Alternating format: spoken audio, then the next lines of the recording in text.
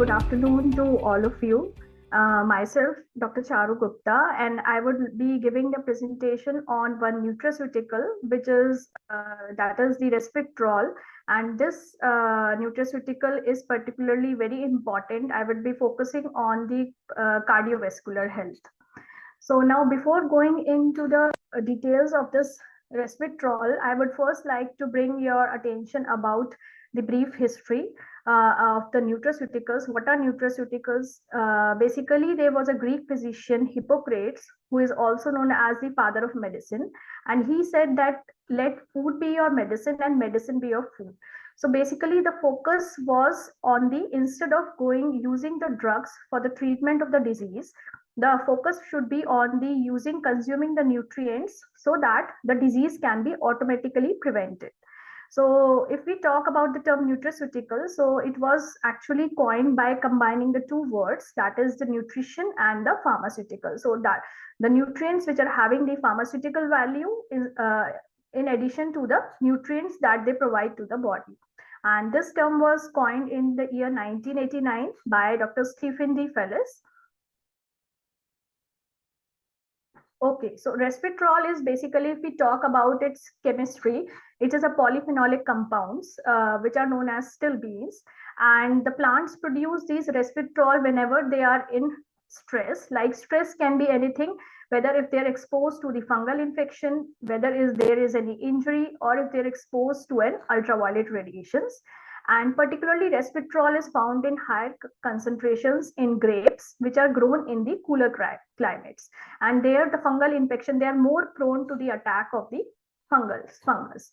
And therefore the resveratrol is present particularly in the red grapes. They are present in the very high amount. And it is a fat soluble compound. It occurs in both the forms, that is the trans and the cis forms, but only the trans form is readily absorbed by the body. So it is the bioavailability is the trans form. So both the cis and trans resveratrol, they can also occur as glucosides when they are bound to a glucose molecule. And whenever this glucose resveratrol 3O beta glucoside, it is also known as the phycocyanin. So these are the structures, chemical structures of trans and cis resveratrol and trans and cis phycocyanin. Now, regarding the health benefits of resveratrol, whatever the health benefits that the resveratrol is showing, it is because it is having a very good antioxidant activity. And due to this, it is having the role in cancer inhibition, in cholesterol regulation, as an anti-inflammatory agent, as an antiviral, neuroprotective, anti-aging, anti-obesity, and so on. So first of all, what is the antioxidants? Antioxidants, before going into the detail into the antioxidants, one should know what are the free radicals. So free radicals are basically the molecular or atomic species which are having one or more unpaired electrons. And due to this unpaired electrons, they are very reactive. And a very common example of free radical is the hydroxyl. And these free radicals, basically, they are produced in the body in response to the as a part of the normal metabolism during the electron transport chain. And there are other sources when the free radicals, they are produced, like if the body is exposed to the drugs, air pollution, or any type of radiation, whether it can be sunlight, TV, or microwaves. So normally these free radicals, they are being consumed by the body. And however, there are some of these free radicals, when the concentration of these radicals, they increases in the body, so that leads to the disease. So these free radicals, they are having both the positive effects as well as the negative effects. Positive effect is that the body uses most of these free radicals in maintaining the immune system and in fighting the various inflammations. And the negative effects, that free radicals, because they attack the cellular membrane, they attack the lipid bilayer, and that also causes the damage to the DNA. That is related to the responsible for causing the various diseases like aging, cancer, and heart disease. So antioxidants' role is that they quench these free radicals from the body. So there is a lead resveratrol investigator who worked, Dr. Milos Sovak, who worked on the resveratrol, and he quoted the lines that there is no question that resveratrol is one of the best free radical scavengers, and that it has many effects whose ramifications might affect not only longevity but also the general health. So because everybody, it is well known that oxidative stress is mainly responsible in causing the various diseases that can be the high blood pressure, the cancer, the cardiovascular related diseases. So resveratrol as an antioxidant, a variety of these studies research has been carried out. It has already been well documented and under in vitro conditions. And it has been found that the red wine extract, it is a very potent antioxidant because it has the ability to scavenge the peroxyl radical. Similarly, the resveratrol also has been found to inhibit the production of several reactive oxygen species in pig blood platelets. Both the studies have been carried out under in vitro and on the animal studies. And resveratrol has also shown to reduce the oxidative stress which was induced by platinum compounds in human plasma, blood platelets, and the lymphocytes. Now coming to the what are the various food sources where one can find the resveratrol. So grapes are the normal well-known source, both the grape juice, grape wine, particularly the red grapes. And after the grapes, the berries like vaccinium species that include the blueberries, the bilberries, the cranberries, all of these, they are having the abundant amount of the resveratrol. So this is the table which shows what are the amount total resveratrol in milligram per liter. One can see the red wines, it is having the highest amount if we compare the different types of wines like white, rose wine, or red wine. So it was found that the red wines, it is having the highest amount of the total resveratrol. And if even the red grape juice, it is also having a very good amount of resveratrol content. Now, besides the grapes, the other important source of the resveratrol are the peanuts. The boiled ones, they are having much more resveratrol as compared to the raw peanuts. And again, the red grapes, if they are consumed wholly, then they are also having the good amount of the resveratrol. Now, what are the role of the benefits of the resveratrol?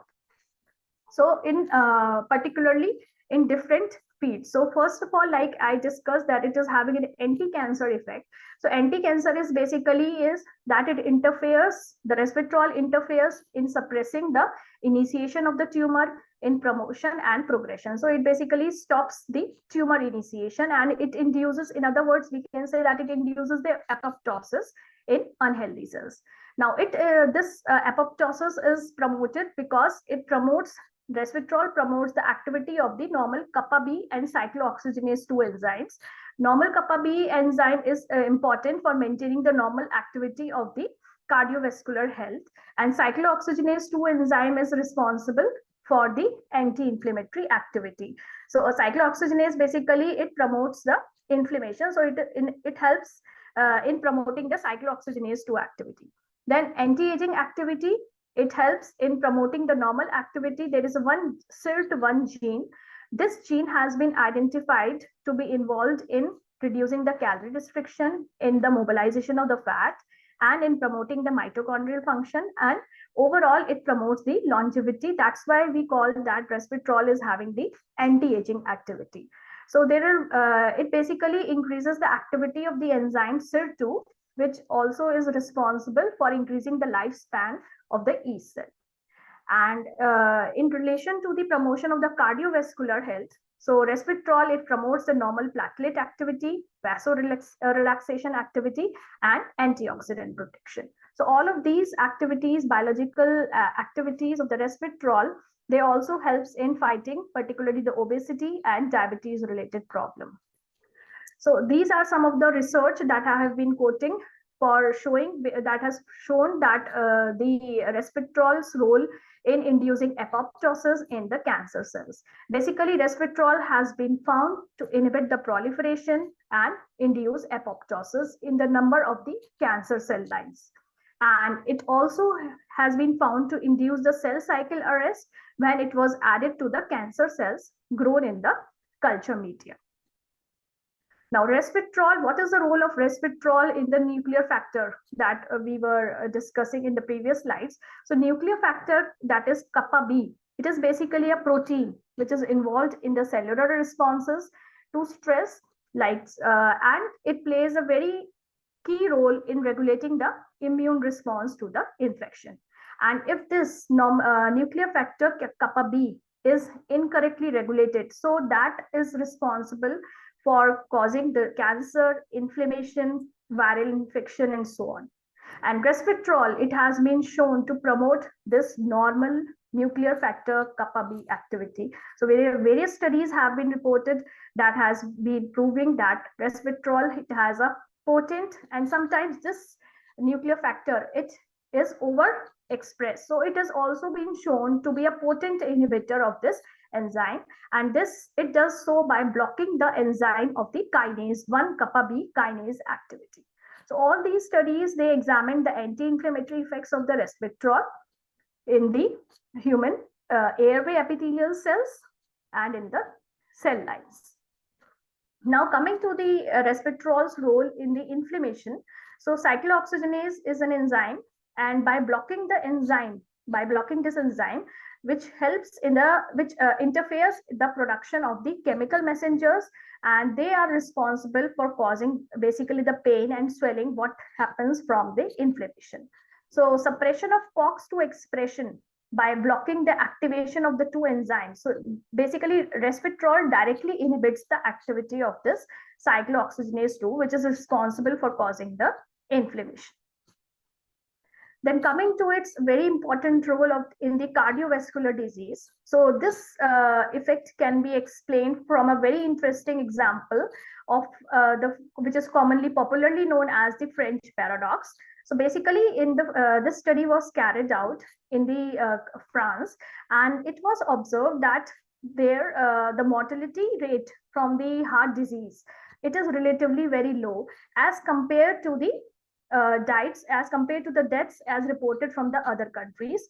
Despite in the France also, the people, they are having consuming very high level of dietary saturated fats, and they are more doing the cigarette smoking. So when their diet pattern was studied and analyzed, so it was found that the French people, they consume the red wine in very good amounts, in very moderate amounts. And this led to the idea that the regular consumption of the red wine, it might provide the additional protection from the cardiovascular disease. So resveratrol, it has been found to exert a number of potentially cardioprotective effects. There are various mechanisms that has been proposed, like it inhibits the aggregation of the platelets. It promotes the vasodilation by enhancing the production of this nitric oxide, and it inhibits the inflammatory enzymes. But the concentrations of the resveratrol, which is required to produce these therapeutic effects, they are much higher than those which has been measured in the human plasma. So this is the area of research, because researchers are still not confirmed that how much quantity of the resveratrol should be present in the plasma, which is showing the therapeutic effect. So there are various studies again which shows that resveratrol, it promotes the healthy platelet activity. So it has been found that there is a dose-dependent inhibition, that higher the concentration of resveratrol, the greater is the inhibition of the platelet aggregation. And resveratrol, it has been found to protect the heart. It improves the heart functions and the flow of the blood in the mouse, in the rodent study. And it basically, resveratrol has been found to platelet aggregation. You can say that it is one of the first step in formation of the blood clot, and that can just block the coronary artery, which can result in the heart attack. So resveratrol particularly inhibits this platelet aggregations, and that's why it is useful. It has been shown to be good for the heart. So I was telling about the nitric oxide. Basically, so nitric oxide is produced in the body because of the presence of nitric oxide synthase enzyme. So this enzyme catalyzes the nitric oxide formation, and this functional nitric oxide synthase, it is essential, it is important for maintaining the good heart, for healthy cardiovascular system. And this nitric oxide is also required to maintain the vasodilation. And resveratrol has been found to stimulate this enzyme activity in the endothelial cells. Then regarding its anti-cancer effect, resveratrol, there are mixed results have been reported, Particularly all the studies on the anti-cancer, it has been shown on the cancer cell lines, but no studies has been carried out on the humans. So there are mixed results, particularly like on the human cancer cell lines like breast cancer, prostate, stomach, colon, pancreatic, and thyroid cancers. It was found that resveratrol inhibits the proliferation. And in animal models, there has been a marked inhibition in the development of the esophageal cancer, intestinal, and the breast cancer when resveratrol was administered through oral route. While in mice, which were genetically more predisposed to the colon cancer, the effects were mixed. So some were having the good anti-cancer activity, some were having the no anti-cancer effects. So it is currently not known whether or not high intake of resveratrol can help prevent cancer in humans.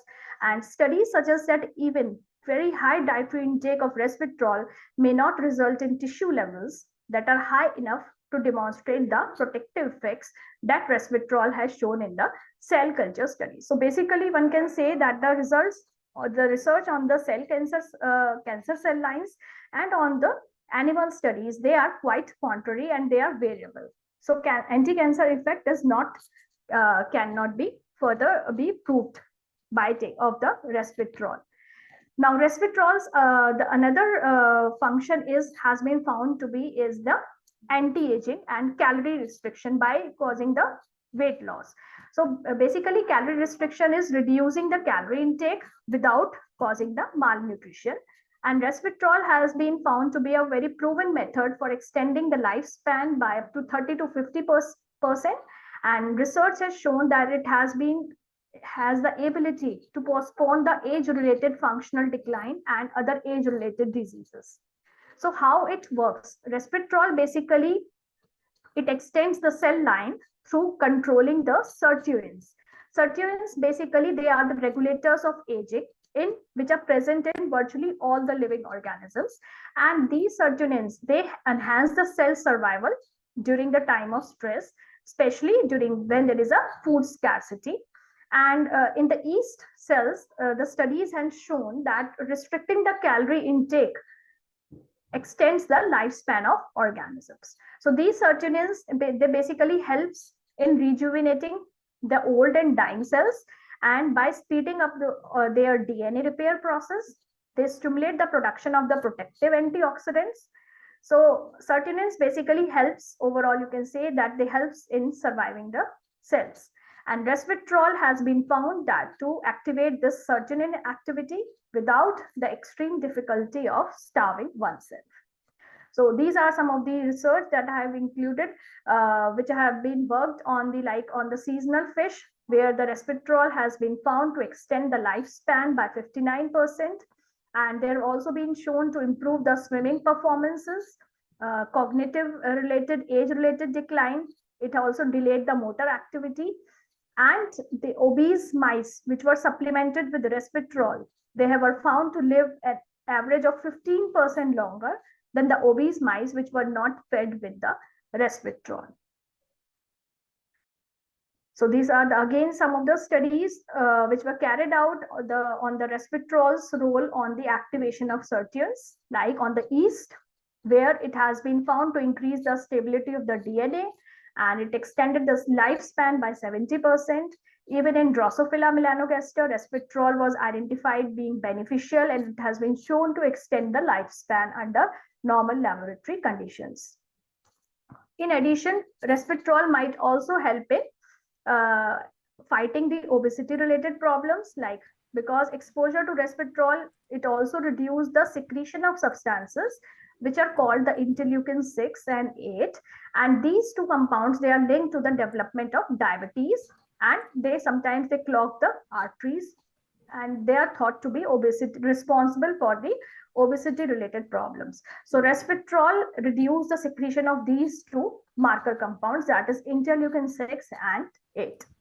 Now coming to the bioavailability of resveratrols. So basically, resveratrol, only the trans form is absorbed by the body, and its bioavailability is very poor because it is rapidly metabolized in the body and eliminated. So that is the main drawback of the resveratrol, and research needs to be focused on this aspect.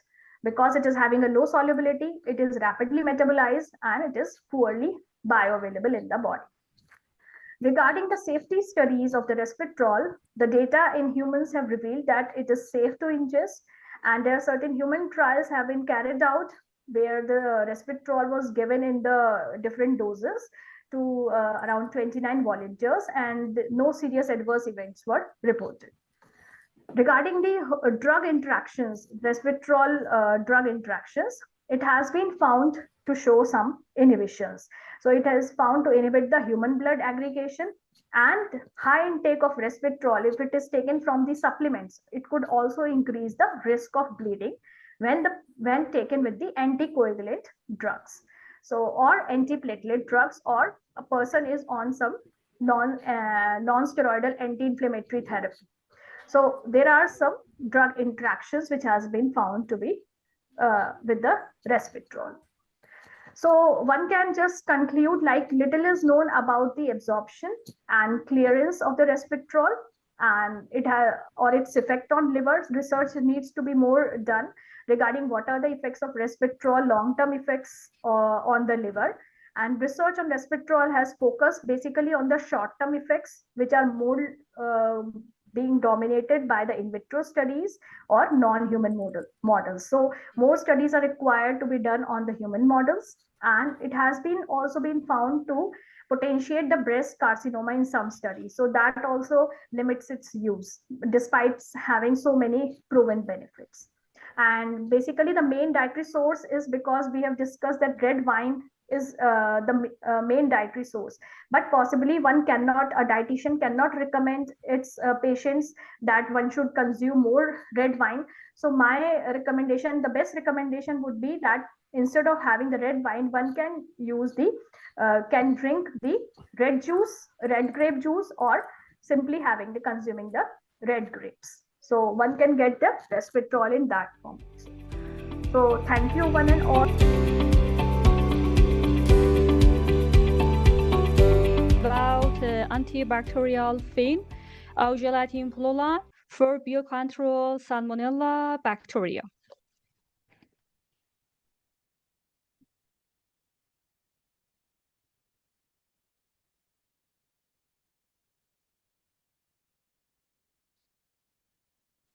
Salmonella is recognized as a problem in the worldwide because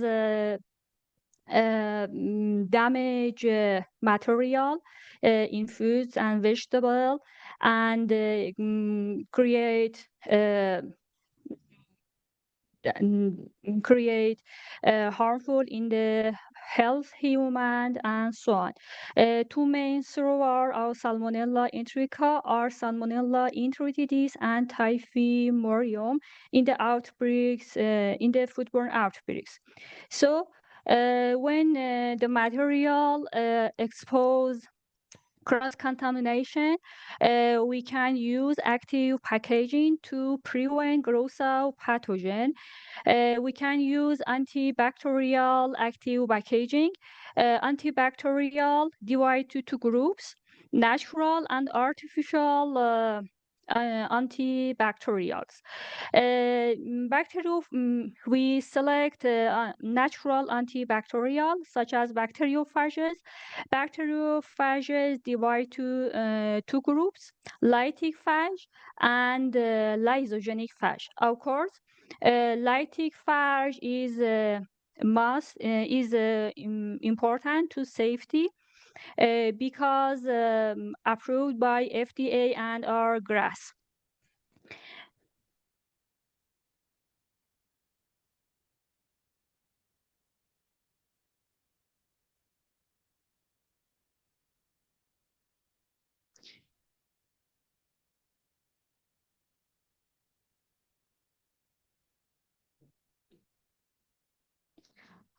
We decide we use we use a commercial phage, Salmonellex. Salmonellex is a cocktail phage containing two phage, S16 and Flix O1. This phage load in the biopolymer gelatin and pullulan. We select pullulan because pullulan film has a good properties. For example, anti-fog and low permeability to oxygen, so increase shelf life and safety. But pullulan has two limitations. The first one is high cost, and the second case is related to weak mechanical properties. So we can mix this polysaccharide with proteins such as gelatin. When we mix pullulan and polysaccharide together, so we can improve mechanical properties of film and decrease cost. There are different work about use of phage in the matrix of biopolymer.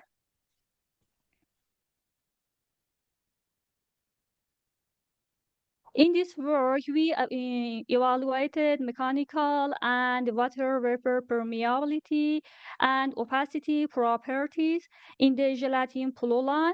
And when we add phage to this composite film, we evaluated physical and mechanical properties of this film. Also, we investigate antibacterial properties on the media agar and on the beef meat.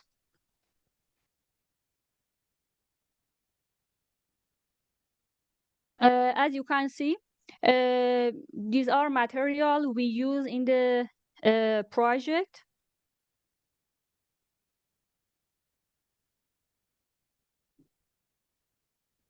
The experiment are mechanical properties, water vapor, opacity, inhibitory zone, and number of bacteria on the surface meat.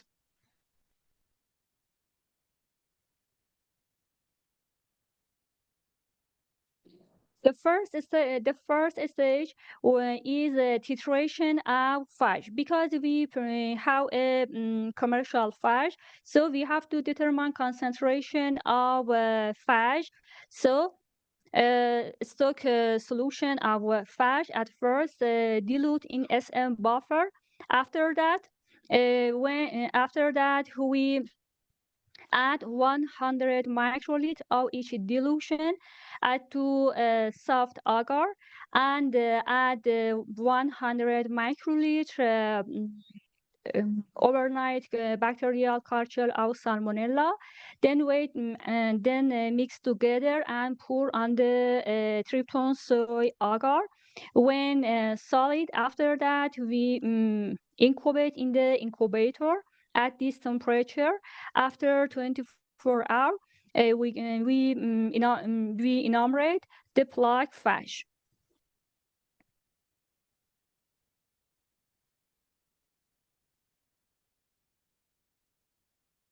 The next stage is preparation of composite film.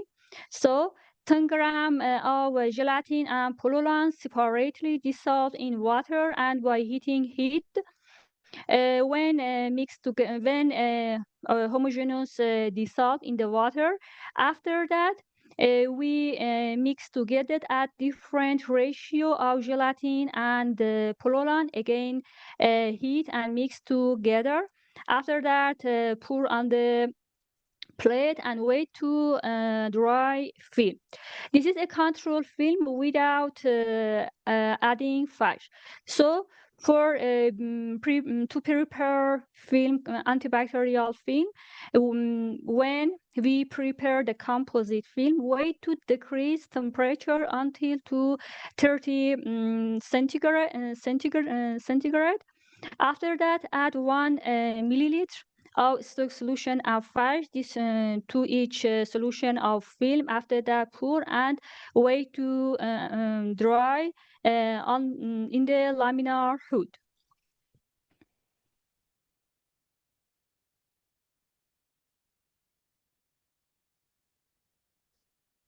We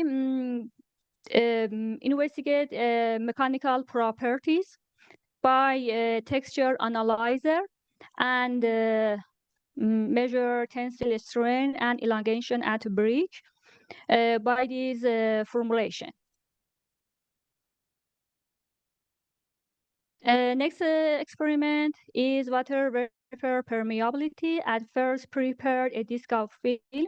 After that, put on the cups containing chloride calcium. Then put in the desiccator and every 1 hour record the weight.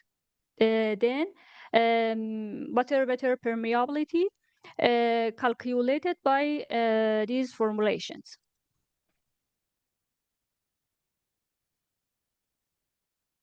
Opacity determined by UV visible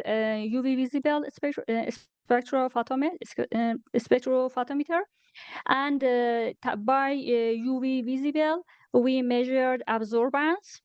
Then this transparency of each film calculated by this formula.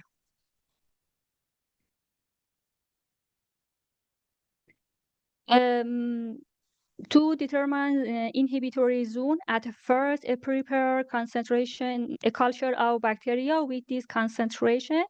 After that, 100 microliter, add to soft agar, mix together. After transfer on the, after that, pour on the surface tryptone soy agar, wait to solid, then put in the film on the surface. After that, incubate in the incubator. After 24 hours, the zone inhibitory measured by micrometer.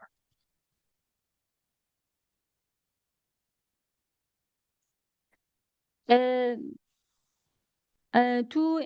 investigate antibacterial effects, film on the meat. At first, prepare a culture of Salmonella with this concentration. Inoculum on the surface beef meat. After that, stored at temperature, and during time, enumerate number of bacteria. To determine number of bacteria on the surface beef, at first meat mixed with SM buffer. After that, dilute in the chloride sodium. After that, spread on the XLD media agar and incubate in the incubation. After we enumerate number of bacteria. When we add gelatin to pullulan, tensile strain increase, and when we add fish to each film, did not have changing on in the tensile strain.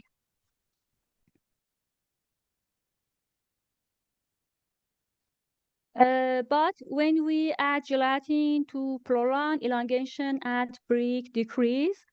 And when we add fish to each film, in the film, pure pullulan film and film containing 40% of pullulan and 80% of pullulan, elongation increased.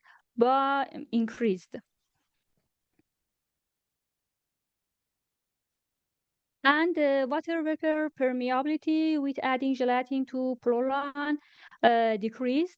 But when we add fish to each film, did not show changing in the water vapor permeability.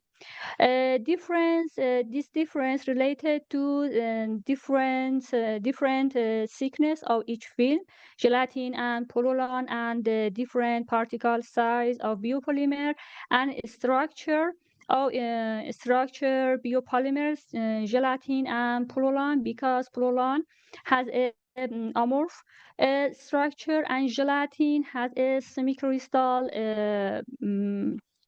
structure. So when we add gelatin to pullulan, elongation and tensile strain and water vapor permeability changed.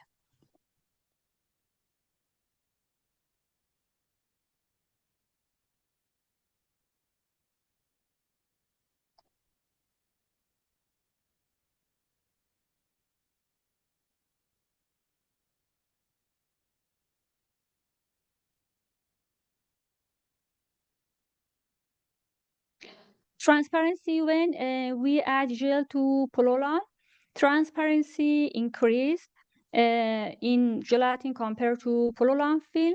But when we add fudge to each film, in the film pullulan and film containing 80% of pullulan, increase the transparency, but other fields decrease transparency. This is related to types of polymer, biopolymer, and interaction between biopolymer and solution of phage and can affect by this mechanism.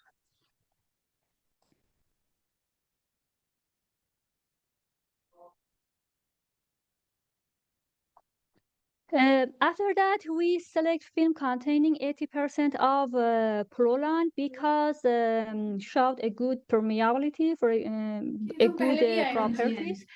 तो अभी तो मेरे पास कोई requirement नहीं है। Okay okay, मैं लेक्सिन से ही खरीदती हूँ। हाँ, मेरे को बताया तो मैंने मिल बाकी because this film better stability, phage showed better stability compared to other films. So we decided to investigate antibacterial effect again on the media agar and beef meat.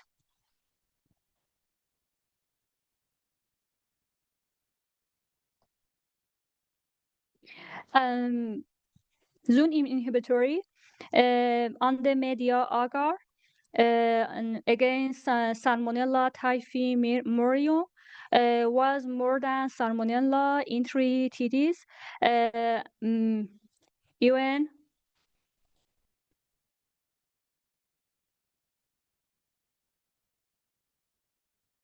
Even on the meat, beef meat, you can see Salmonella typhimurium more decrease compared to Salmonella enteritidis. After 1 day, Salmonella typhimurium was more sensitive compared to enteritidis. We can use this antibacterial film on the different matrix foods, and we can study on the different strain of Salmonella. Our goal was produce an antibacterial film. Of course, we can use we can replace this film with coating on the foods or fruit, dairy product. Of course, needs to more investigate.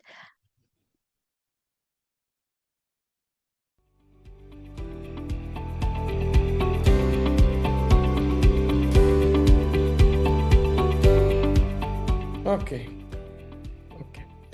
So hello to everybody. I'm Luca Lo Sapio. I'm a moral philosopher. I teach at the University of Turin.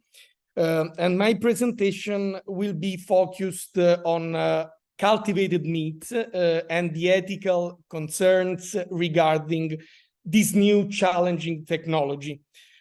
Before I start, let me introduce briefly the reasons for we should move to a more sustainable food system and the possible solutions we have to mitigate our environmental problems.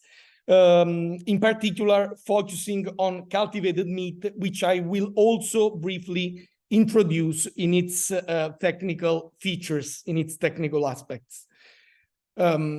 So why do we have to move to a more sustainable food system? Because industrial animal agriculture sits at the intersection of many of the most pressing issues we face today. So industrial animal agriculture is associated with a lot of problems. Environmental devastation accounts for almost 20% of global greenhouse emissions, land use, water use, nutrient runoff, biodiversity loss, and so on and so forth. but also global food insecurity, biosecurity risks, and animal suffering. We know that industrial animal agriculture is associated with the slaughtering of billions of animals, so a lot of animal suffering. And the global meat demand shows no signs of slowing. Because we have the population, the world's population, which is growing, but we also have some emerging countries, some developing economies, which are more and more asking for animal proteins, such as China, for example. You know that also China is changing, is partially changing its food habits. So we have a growing demand of animal proteins. But now, thanks to biotechnologies, applied to food, we have some options, we have some instruments, some tools to mitigate this problem. And so we have instruments to create, to generate animal proteins without using animals or without killing, without slaughtering animals. And so amongst the options, we have plant-based meat, we have fermentation, and we have cultivated meat. In this contribution, in my talk today, I will focus on cultivated meat. Here you can see some data regarding the emissions and the impact of this kind of products, of this kind of technologies, compared with the conventional techniques we now use to produce meat. And, if we want to give some info about cultivated meat, what is cultivated meat? What is the technique used to obtain meat from animal cells? Well, cultivated meat production will require biology, materials science, engineering, and so on, and so forth. And we have a first step. We have to take a sample. We have to harvest cells from non-human animals. So a small sample of cells is obtained from an animal. Then we have a cell starter culture. And then we have a phase 1 and a phase 2. The phase 1 is the phase of cell proliferation. The cells are added to a bioreactor along with the cell culture media, which causes the cells to proliferate. And then we have a second phase, which is the phase of tissue maturation, in which we have a change in culture conditions, which pushes the cells to differentiate into muscle, fat, and connective tissue. So we can obtain a product which is similar and which is somehow overlapping with the conventional meat for its features, but without slaughtering animals. So and with a different impact, with a good impact on environment, or with a lower impact on the environment compared with the impact we now have with the conventional meat. But although we have this technique, although we have this instrument, and although it seems that this instrument could be a solution or a possible solution amongst an array of solutions to mitigate the environmental problems associated with industrial animal agriculture, there is a number of objections raised against the production and the use of cultivated meat. So I usually ID 3 different kinds of arguments which can be raised against the cultivated meat. The first kind of arguments I name technical arguments. Then we have socio-economic arguments, and we have moral arguments. And we have to carefully distinguish these kind of arguments, because if we confuse, for example, a technical argument for a moral argument, we do not understand what is is the real impact of a certain argument considered. For technical arguments, I mean, for example, the fact that this product may be not so good for the environment as a lot of people imagine. So a first argument could be an argument of environmental sustainability of cultivated meat. And this argument claims that cultivated meat production could have a greater environmental impact in life cycle assessment terms than expected. Or another argument refers to the emissions associated with cultivated meat. And for example, somebody say that in terms of CO2 emissions, cultivated meat could have a greater impact than conventional meat. Of course, I'm imagining a different phase of production, a phase in which we can scale up the production of cultivated meat. So these arguments are referred to a scenario in which we have a scale-up production of cultivated meat. Then we can have also argument about food safety or animal welfare in general. Then we can also have socio-economic arguments. For example, the argument of traditional meat market. This argument claims that the traditional meat market and with it the gastronomic cultures of the territories of a certain country could be affected and could be threatened by the introduction of cultivated meat. Let's think, for example, my country, Italy, which is very well known all over the world for its gastronomic culture. And this is an argument often raised against the introduction of cultivated meat. Then we can have also economic and employment impacts. And so somebody say that thousands of jobs could be lost with the spread of cell-based products, and in particular with the spread of cultivated meat. And then the argument of consumer demand, according to which consumer will never find acceptable to buy cell-based products instead of conventional meat. But all these arguments are not in principle arguments, these are technical arguments, socioeconomic arguments. So if we find ways out, if we find strategies to cope with these kind of problems raised by technical arguments and socioeconomic argument, there is no, in principle, there is not a problem of introducing cultivated meat in principle. This is the difference between moral arguments and these other kind of arguments, because moral arguments are in principle arguments, and there is a number of I hear a noise, I don't know. There is a number. Can please someone mute there? Okay. Yes, okay, I was saying that. Okay. I was saying that there is a number of possible moral arguments, but I have picked up a few. These are, for example, of moral arguments which can be raised against the cultivated meat. The first one is the unnaturalness of the product. Then we have the argument of disgust. Then we have the argument of animal rights. And then we have the argument of cannibalism. The first one, the unnaturalness of the product, says that the cultivated meat is an unnatural product. It's something artificial, it's something synthetic. And as such, it is morally unacceptable to favor it at the expense of natural products.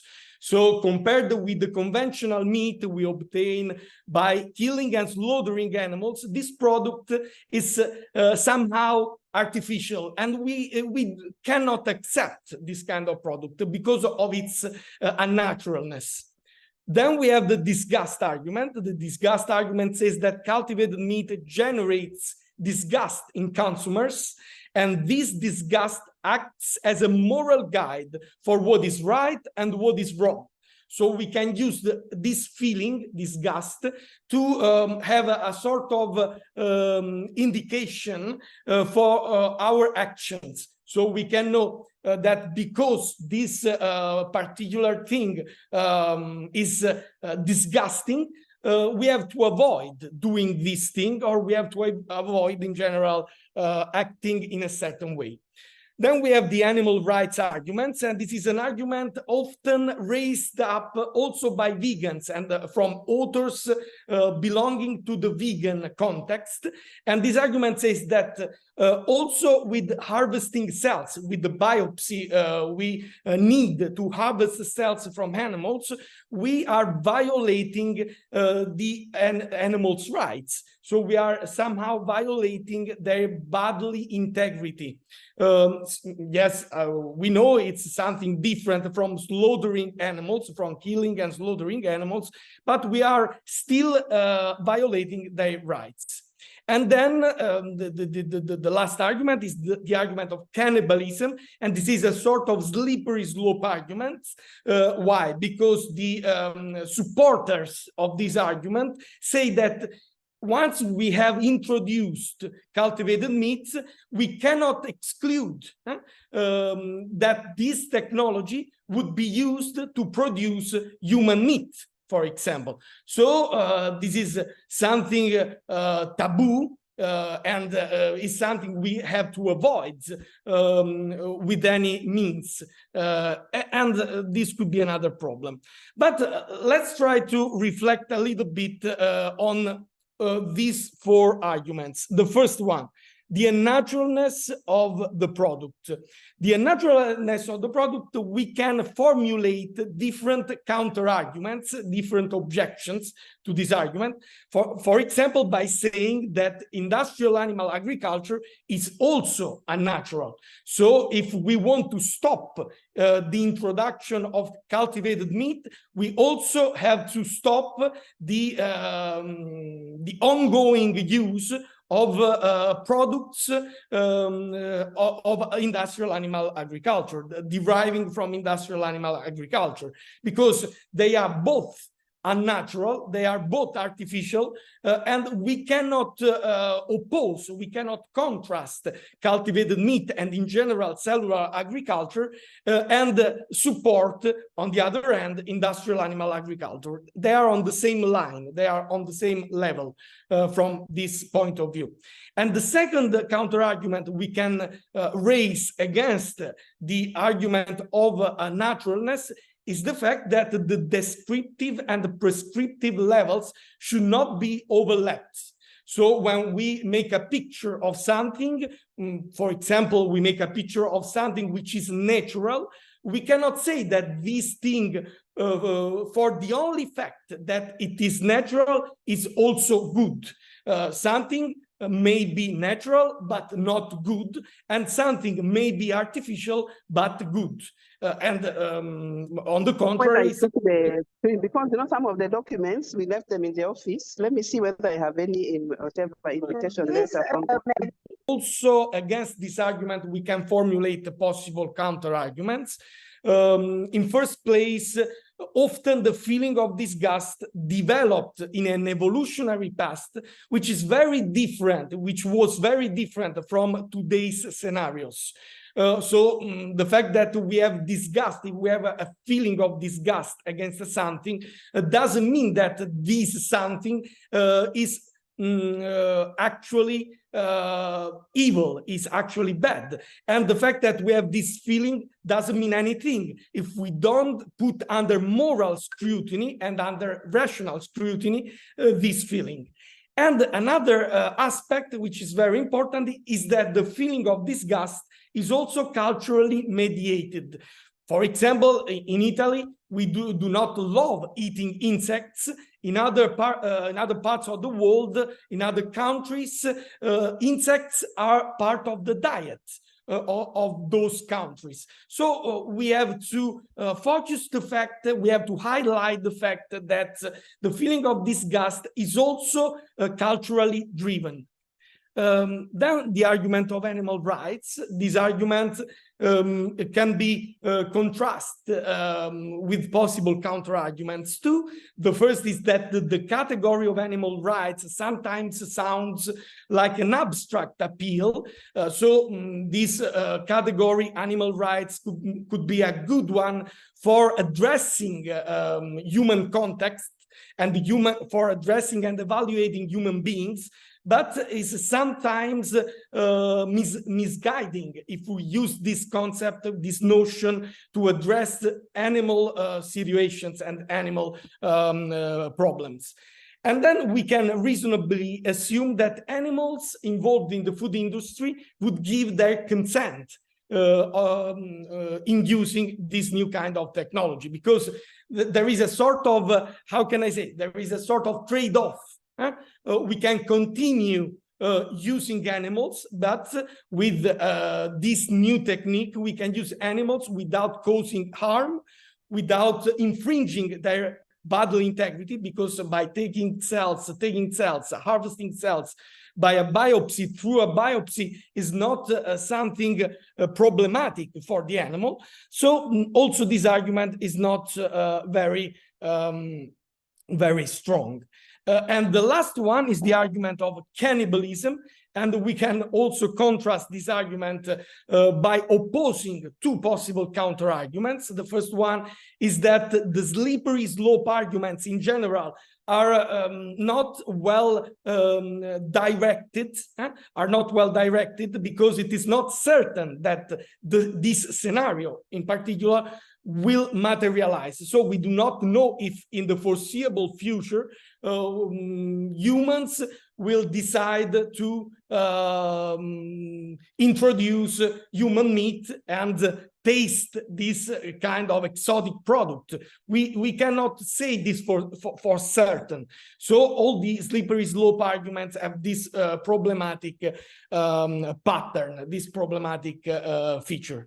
But we can also imagine another argument, which is somehow paradoxical, because it says that in any case, it could be morally acceptable, and it could be a morally acceptable solution to introduce human meat. So I can decide, for example, to produce my own Lo Sapio burger. My surname is Lo Sapio. I can decide to produce my own hamburger, Lo Sapio burger, by using a bioreactor which I own in my house, and I can make this choice without any problem, because I give my consent in doing this. And also, if I imagine to use the cells of a donor or of a third party, also in this case, I would have consent. And this is different from the animal situation, because, you know, animals cannot give their consent with regard to harvesting cells. This is the reason why I called this paradoxical somehow. So some final remarks.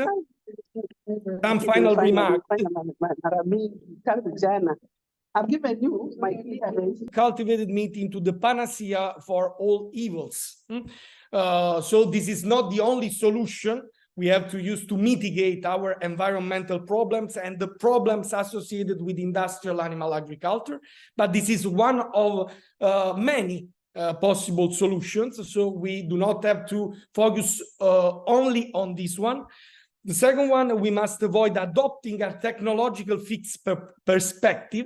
We have to promote an overall restructuring of lifestyles, which is also important. So we do not have to think that by only using technology, we can fix all our problems. But we also have to understand that without using technology, it is not possible to fix our problem. So it's a sort of balancing between a changing in our lifestyle and the introduction of new technologies. And third one, we must avoid considering cultivated meat only as a technology. This is a sort of instrumentalist perspective. Rather, we must consider it from a transformative perspective. So we must think of this technology as something which can favor, which can support a changing in lifestyle and offer us as humans new possibilities of modifying our lifestyles and our way of producing meat and obtaining meat from animals. Thank you.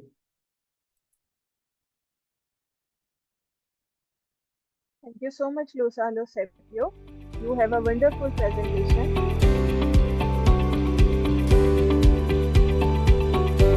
little about our research: analysis of the frequency of BRCA gene mutation in healthy carriers in the industrial region.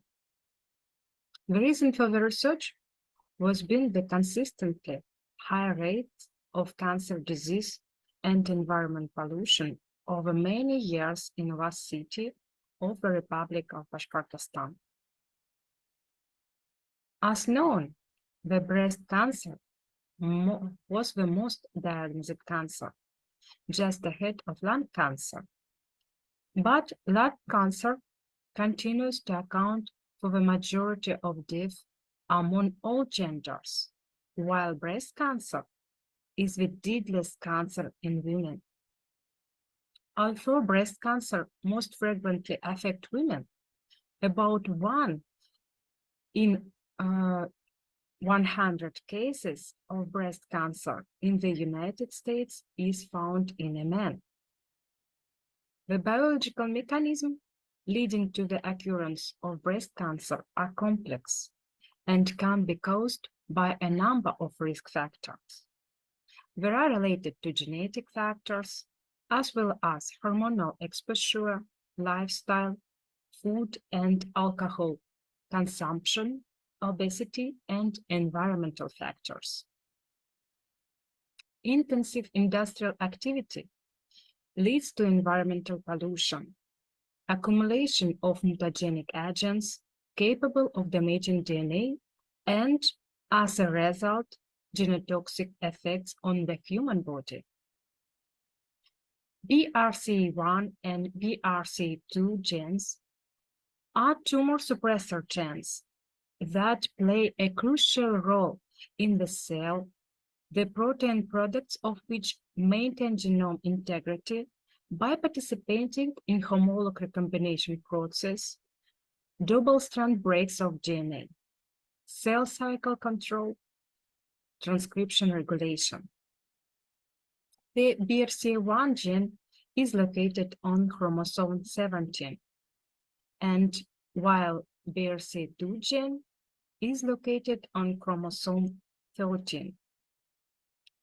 Both gene has been associated with tumor incident susceptibility, with over 1,700 mutation described for the BRCA1 gene and over 1,800 for BRCA2 gene.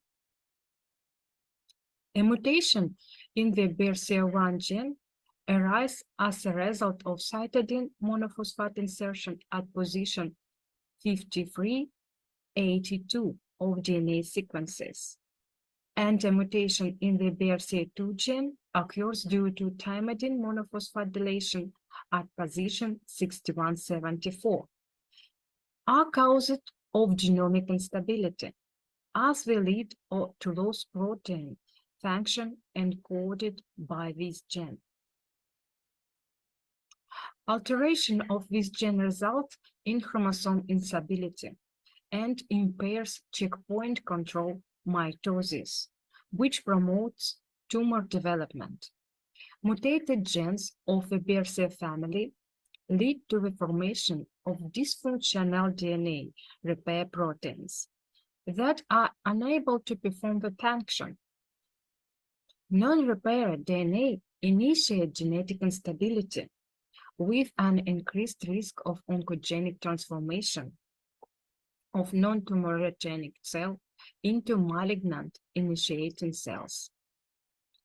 The effects of environmental genotoxicants become more pronounced and lead to genetic instability, the emergence of mutation in somatic and germ cells.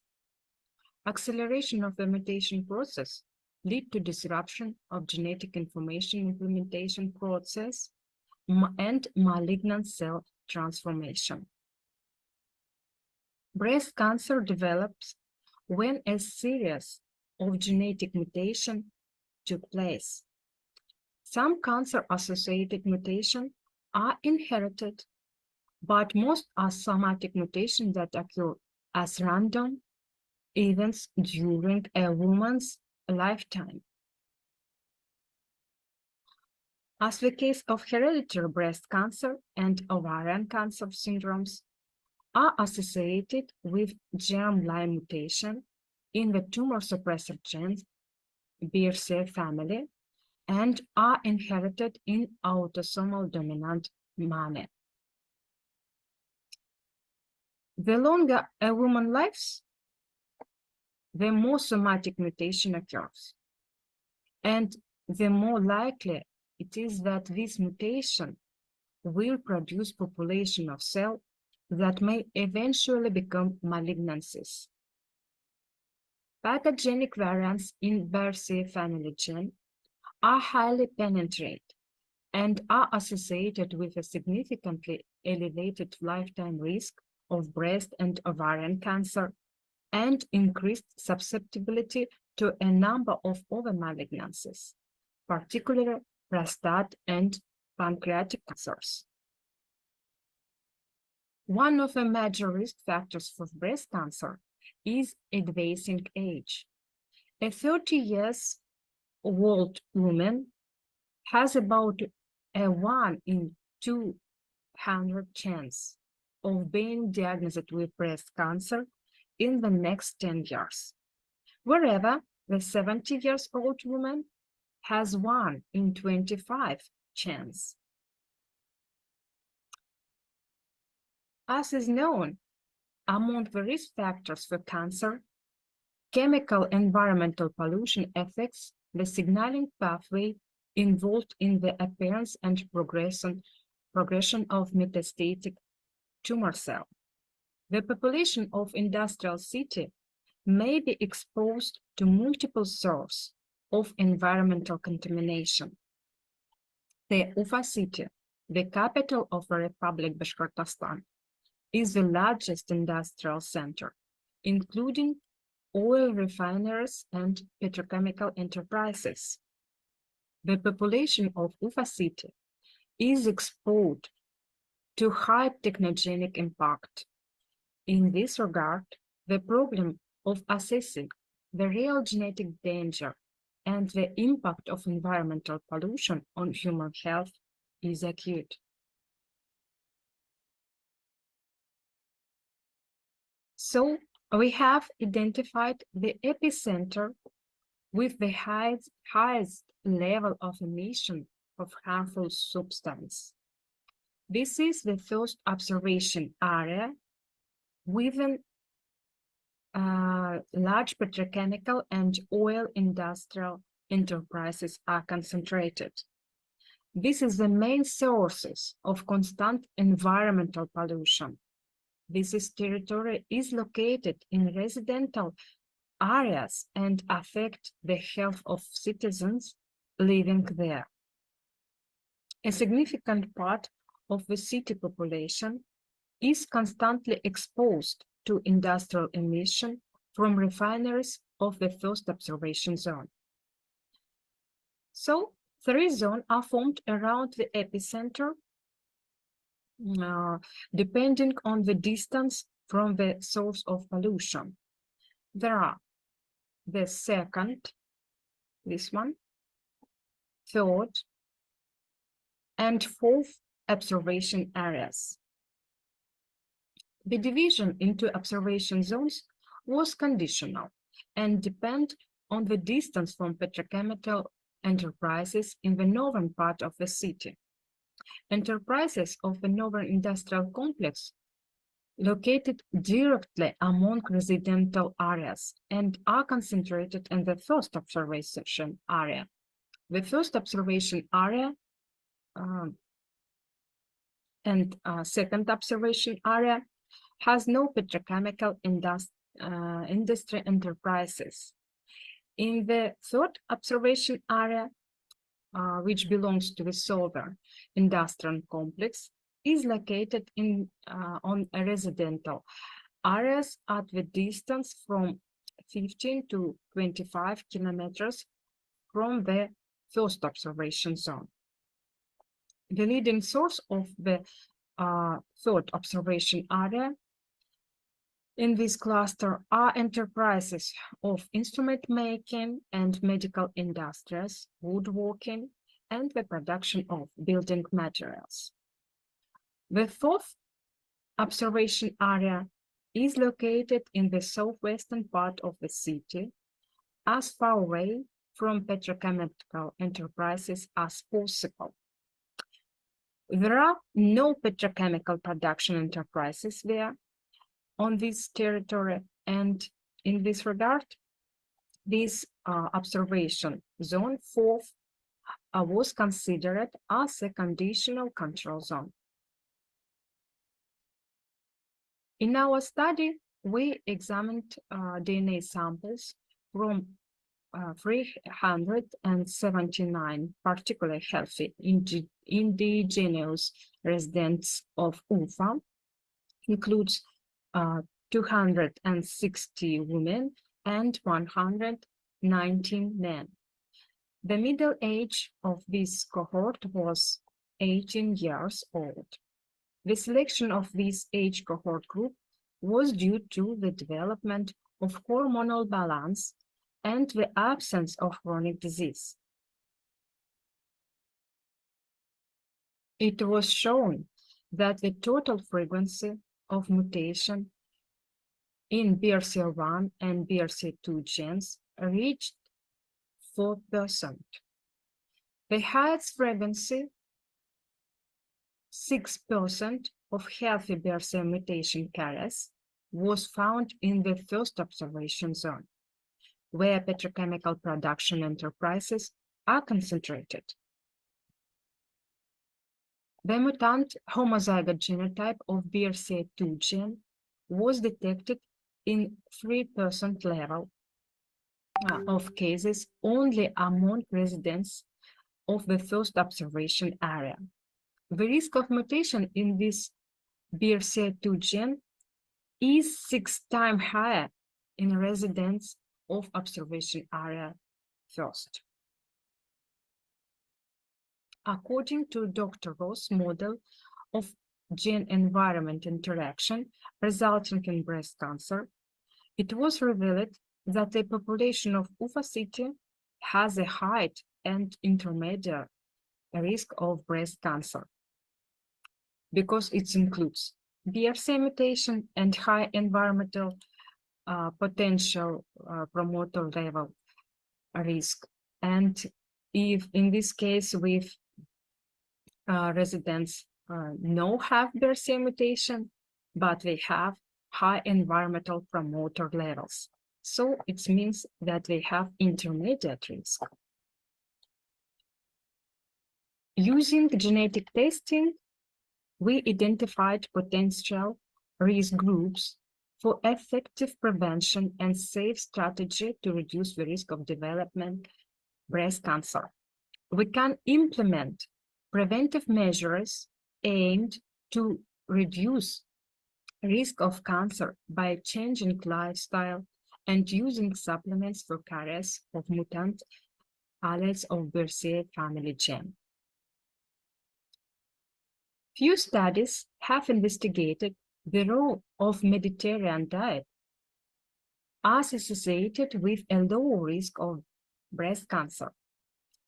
The data pattern is based on the consumption of cereals, fresh fruits and vegetables, fresh water, wine, and olive products, and supplement by sheep cheese, very little red meat intake, and strong propensity for fish and seafood. Also, there are several research dietary compounds in cancer prevention have gained significant consideration as available method. For example, curcumin, DIM, genistein, indole-free carbinol, quercetin, resveratrol, and others have been shown to inhibit breast cancer progression through the modulation of miRNA expression. Indole-free carbinol and DIM are heterocyclic and bioactive chemicals found in cruciferous vegetables like broccoli, cabbage, and Brussels sprouts. Indole-free carbinol and DIM have been found to modulate the expression and activity of biotransformation enzymes that are involved in the metabolism and elimination of many biological active compounds, including steroid hormones, drugs, carcinogens, and environmental toxicants. Preclinical studies showed that it could affect multiple signaling pathways that are dysregulated in cancer cells, such as those controlling cell proliferation, apoptosis, migration, invasion, and angiogenesis. Studying gene-environment interaction offers the opportunity to obtain new knowledge on several aspects of breast cancer etiology, and it may help to improve early diagnosis and prevention, as well as a lifestyle correction, ultimately reduce the risk of developing breast cancer and improve the general health of the population. I hope it was useful for you, and I will be glad to get your question. Thank you for your attention.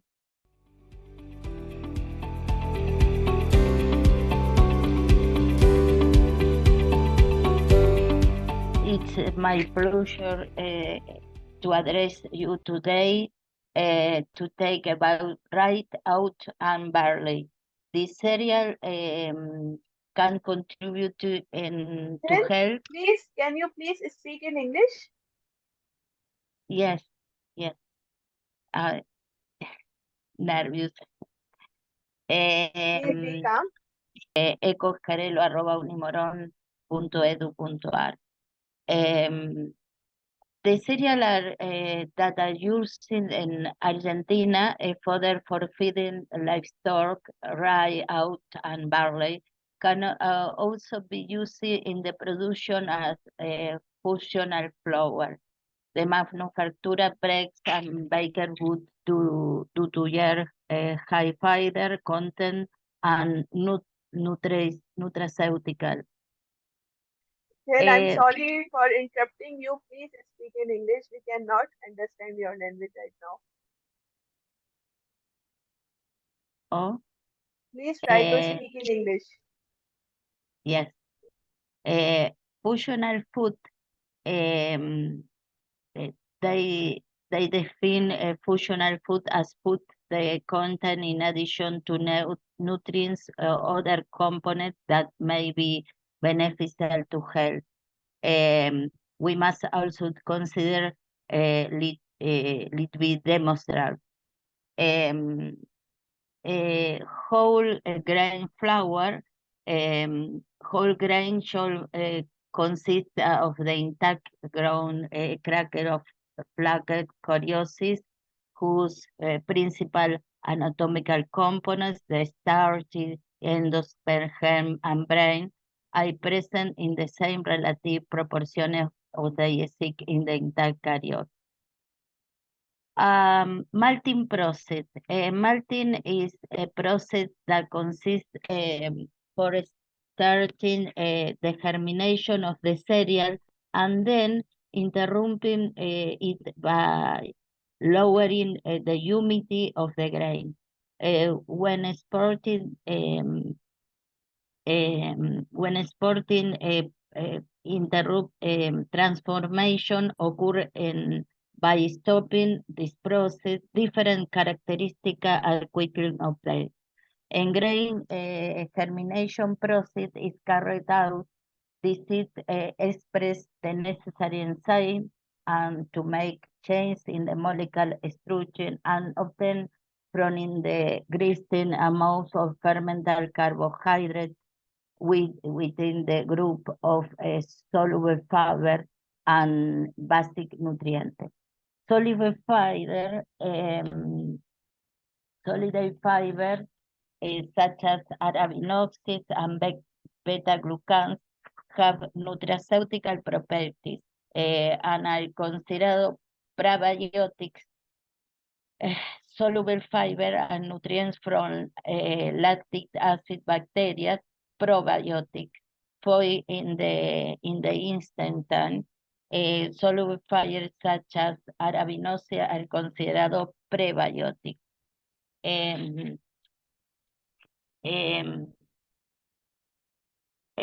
What kind of substances are arabinoxylans and which are their properties?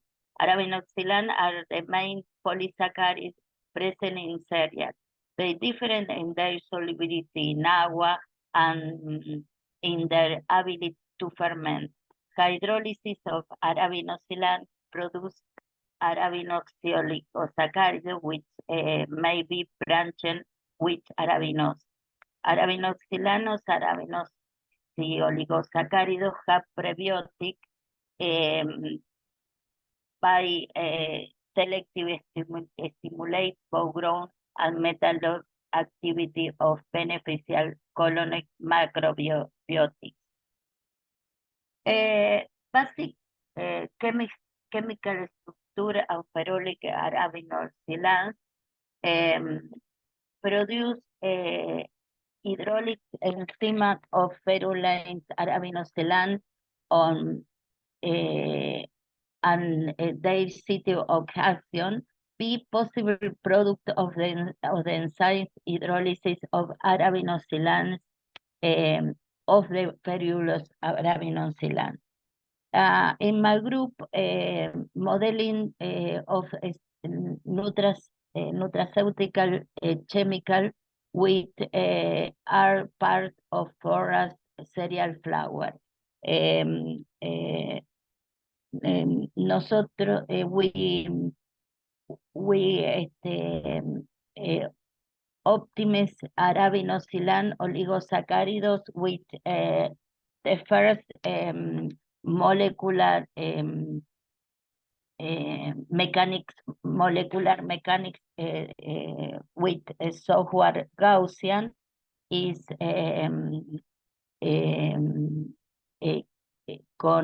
with Dreiding, the method Dreiding, and chemical empirical parameters. Relationship within the consuming of whole grain cereal and instead of lifestyle relative distance.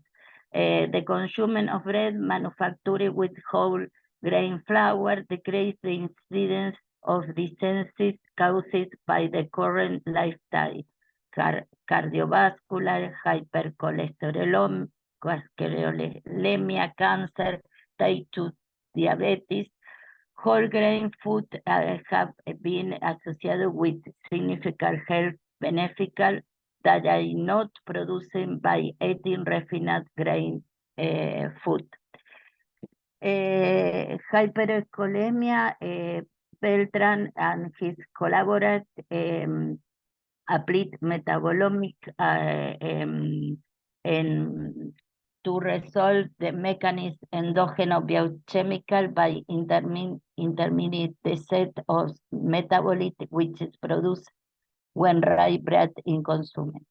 The positive effect of rye bread were studied and compared with breads fed to hypercholemic pigs. Obesity research results showed that rye products reduce hunger, increase satiety after the meal compared to an intake of isocaloric wheat bread. Cancer, arabinoxylan are considered an optimal substance for the fermenting generation of short-chain fatty acids, in particular butyric acid in the colon. Extraction of beta-glucan in oats and in barley fue optimized arabinoxylan and beta-glucan with mechanics trading and semi-empirical paymetres in my group. The prophylat beta-glucano in intestinal health,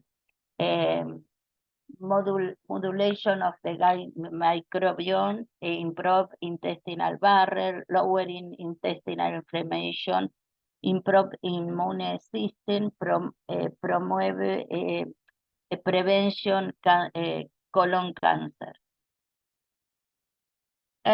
In my group, study ripe varieties from the National Institute of Agricultural Technology in Tabordenave, Puan, Buenos Aires province, Argentina. The determination of germinant power of the six variety of rice. The variety with more germinal power is Donegal. Donegal INTA modifications process for meat of malting. Donegal INTA the total fiber content of malted and unmalted whole grain flour is similar.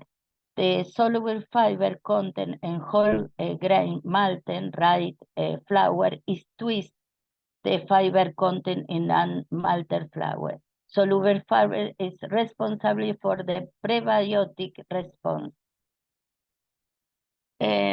Soluble fiber from the malted rice flour diet show a prebiotic effect, increase the viability and absorption of calcium compared to the control diet.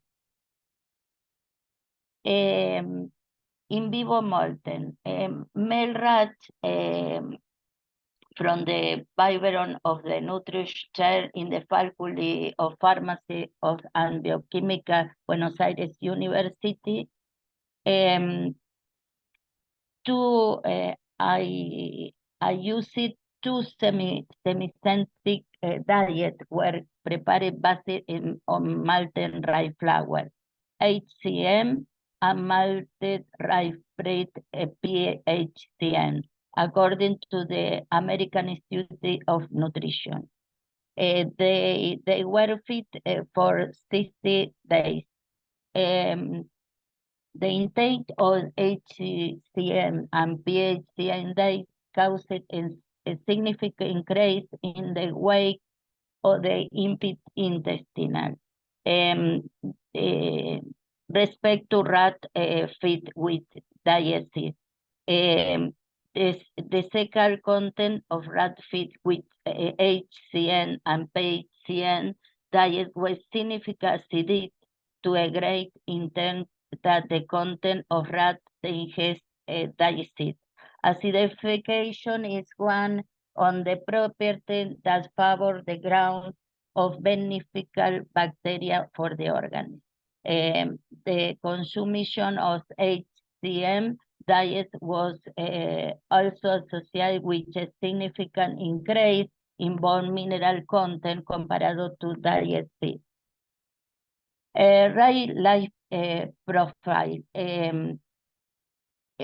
triglycerides, total cholesterol and non-DHL cholesterol, LDL cholesterol. The triglyceride content was significantly higher after ingesting the control diet compared to the wheat flour diet, with no significant difference observed between the control and malted rice flour batch. When analysis to content of total cholesterol, a significant increase in evaluation was observed in the rat feed with the HC weight flour diet with respect to the HCM malted rye flour and control cell group, with the no present significant difference between stem cells. On the other hand, significant difference when observed in no colon contents in the ceiling following the grains order HC, HCM, and C. HDL cholesterol content did not differ significantly between batch. The stage and HDL radio was lower in batch HC compared to batch C, and HCM, which did not present significant difference between them. The other hand, HDL radio showed a significant increase after ingesting the HDL compared to the HCM and TDAs, which did not present significant difference between them. The control diet is prepared so that the animal has a complete and balanced diet. It is expected to give good results. These markers allow predict the rate of cardiovascular diseases. The forced soluble fire from the malted rye flour diet showed a prebiotic effect that improved intestinal regularity, increased stool measure, causing acidification of fecal pH and increasing mineral availability and absorption and improved lipid profile. In my group, I study out 4 out varieties from the INTA Bordenave, and the first variety was Paloma, with the difference with flour, out malted flour. Out malted flour is alt content fiber. The similar methodology for in vivo model with malted out flour and control, according to the American Institute of Nutrition. The study fue conducido en concordancia with the National Institute Health guideline of the care and using of laboratory animals. The 2 semi-synthetic diet were prepared based on malted out flour and control according to the American Institute of Nutrition. For 60 days, they were fed. Serum content of triglycerides, total cholesterol, and no HDL cholesterol and HDL on an animal feed diet or malted out flour. Wheat flour and control express milligram per deciliter. Atherogenic market recorded in animal feed diet of malted oat flour and white flour and control is expressed. Properties of malted of all malted flour.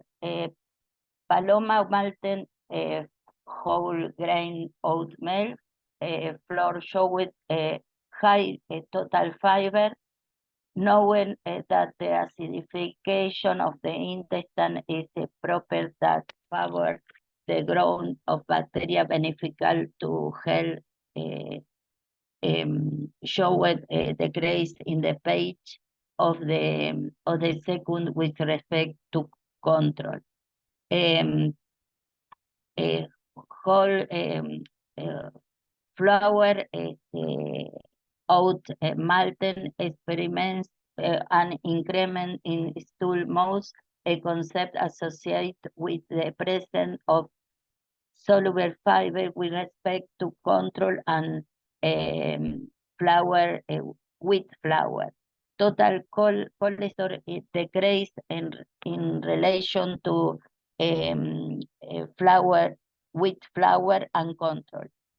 The HL fraction increased significantly with respect to control and flour, wheat flour. The HCl ratio was reduced by half compared to wheat flour. We can say that out flour malt present prebiotic factors improving the lipid profile and most content of physics compared to wheat flour. And my group studied barley, 4 varieties of barley in the endeavours de la nave. The high germinate power is Melissa Inta. Barley Melissa Inta, total fiber 21%, insoluble fiber 10, different composition barley Melissa, and similar methods in barley lipid profile and properties of malted barley flour. The whole grain malted barley flour Melissa Inta showed a high content of total fiber and potential prebiotic soluble fiber, knowing that the acidification of the intestine is a proper that favor the grain of bacteria beneficial to health. Total cholesterol decrease in relation and wheat flour and was equal to the control. The HDL fraction increased significantly compared to wheat flour. A significant decrease in no HDL cholesterol was observed in the batch of animal feed with malted barley flour compared in wheat flour. There was also a decrease in the atherogenesis marker, THHT. This marker allows predicting the risk of contracting cardiovascular disease.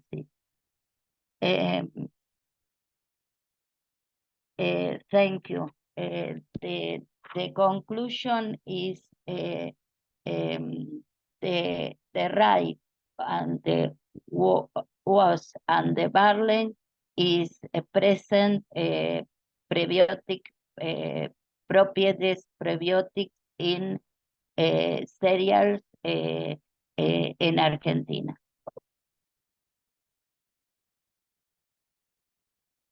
Thank you. Thank you, Dhel, for the presentation. Does anyone have any question? You may ask.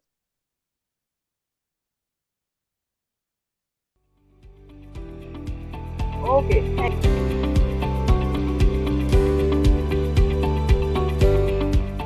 I'm going to be presenting on the germination of the lead and cadmium in this shrub, where we look at the calyx, the seeds, the leaves, grown in Jamaica's mined bauxite-rich soil. This was a continuation of research that we have done entitled Nutritional Analysis of Jamaica's Hibiscus Sabdariffa. Now, the backdrop, Professor Giles would be the project sponsor, and his team, they looked at the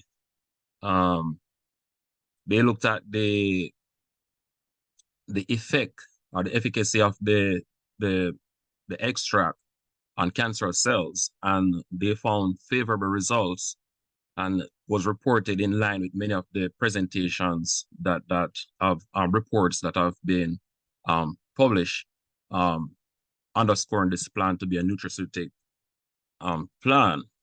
I pick up the research from the nutritional content, where we decide to see,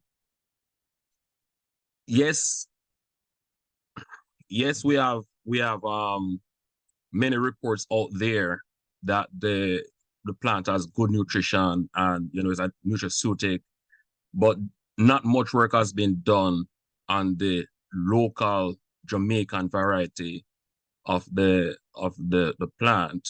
And as such, we decided that we're going to start with the nutritional content, looking at the carbohydrate, protein, etc. As you can see, some of the stuff there.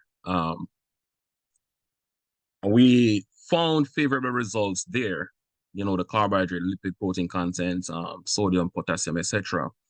And we decided, okay, all right, we have seen, or at least, as I said, it's a backdrop from the original research where the impact on cancer cells was the first backdrop.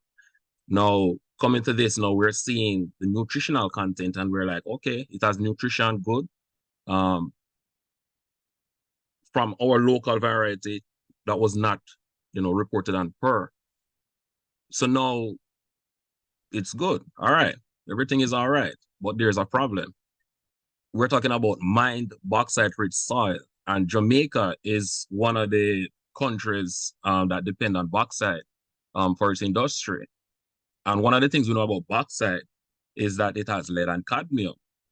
And we also know that lead and cadmium is not only is it not good, you have reports where cadmium, for example, has been linked, you know, to be carcinogenic.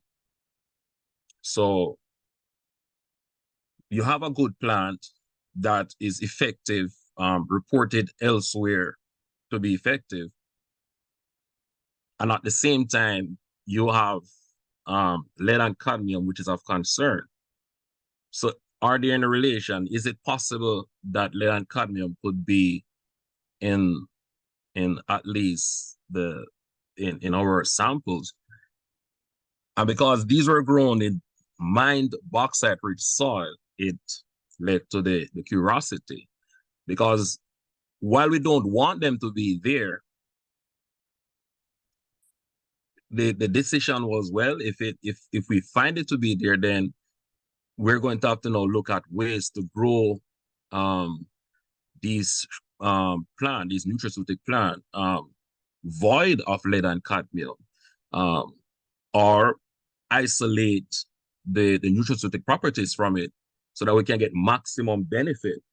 So once we publish that portion of it, then we dive into it and said, all right, if lead and cadmium is present, then yes, we have to be cautious where we're consuming this plant is concerned. And one other thing about sorrel in Jamaica, it's widely consumed, especially going into this festive season. It's a you call it a staple if you want to dub it that way back home. Going into the Christmas season is one of the main things, and even many of us who travel, we still enjoy that drink wherever we are in the world, because as I said, it's very popular, very common among us. And I mean, who really stop to think about the soil type or, you know, what's in it? So this is more of a sensitizing individuals, because as I said, there's other reports out there that it has lead and cadmium from what was reported.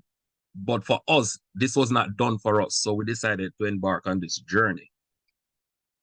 So, you know, the presence of lead and cadmium would even bring that concept of from farm to fork, that food safety concept, because we grow this plant, then we consume it, we prepare it, we make cakes with it, we make drink with it, we make teas with it. And while in Jamaica we don't readily use the leaves, in other parts of the world they do for food. So it's something that we take from the farm, as it were, and we take it straight to our table. So if you have these cumulative toxins present, you're consuming a plant that can be beneficial, and at the same time consuming, if present, chemicals that can also be of harm. And as I said, these are cumulative toxins. So we decided to explore it, as I said. And I'm not going to spend too much time on that. I'm going to keep moving, preparing the samples. Everything that we did was from adapted methods. So we prepared the samples at Northern Caribbean University. We did nitric acid dietitians there. We partnered with the Jamaica Bureau of Standard, where we sample, we do the analysis for the lead and cadmium. And that was phase 2 of the project, because phase 3 of the project, the mindset is, if it's present, then can we isolate the nutraceutical compound? I mean, can we find ways to grow this plant void of lead and cadmium, which is coming from the soil, if it's in the soil? And if not, can we isolate it? So that is where the chromatographic portion of it came in. Primarily because we want to look at the anthocyanin, if it's present. Anthocyanin is one of the leading are known or reported. It's very present in this type of plants. So it's if you have anthocyanin, especially if you have cyanidin or dalphinidin, for example, those have been reported to inhibit growth receptor cells in cancer. So it is very curious for us to say, let's see what we're up against here. So we did the HPLC analysis of it for the separation. So let's jump into the results. And sadly, we found lead and cadmium. Anticipated, but we found it. And while the concentrations were relatively low and we could consider them trace amount, the leaves had higher lead concentrations compared to calyxes and seeds. Now, as I said, the leaves is consumed in other parts of the world as well, and who knows who use it to make teas on the island. The calyxes is well known to be consumed, but as I said, they have lead. All three had lead. Likewise, and as I said, it's from the soil type. This is coming directly from the soil type. The seed had higher cadmium concentrations compared to leaves and calyxes. And while the seeds are not readily used, that was what we noted, that again, all three.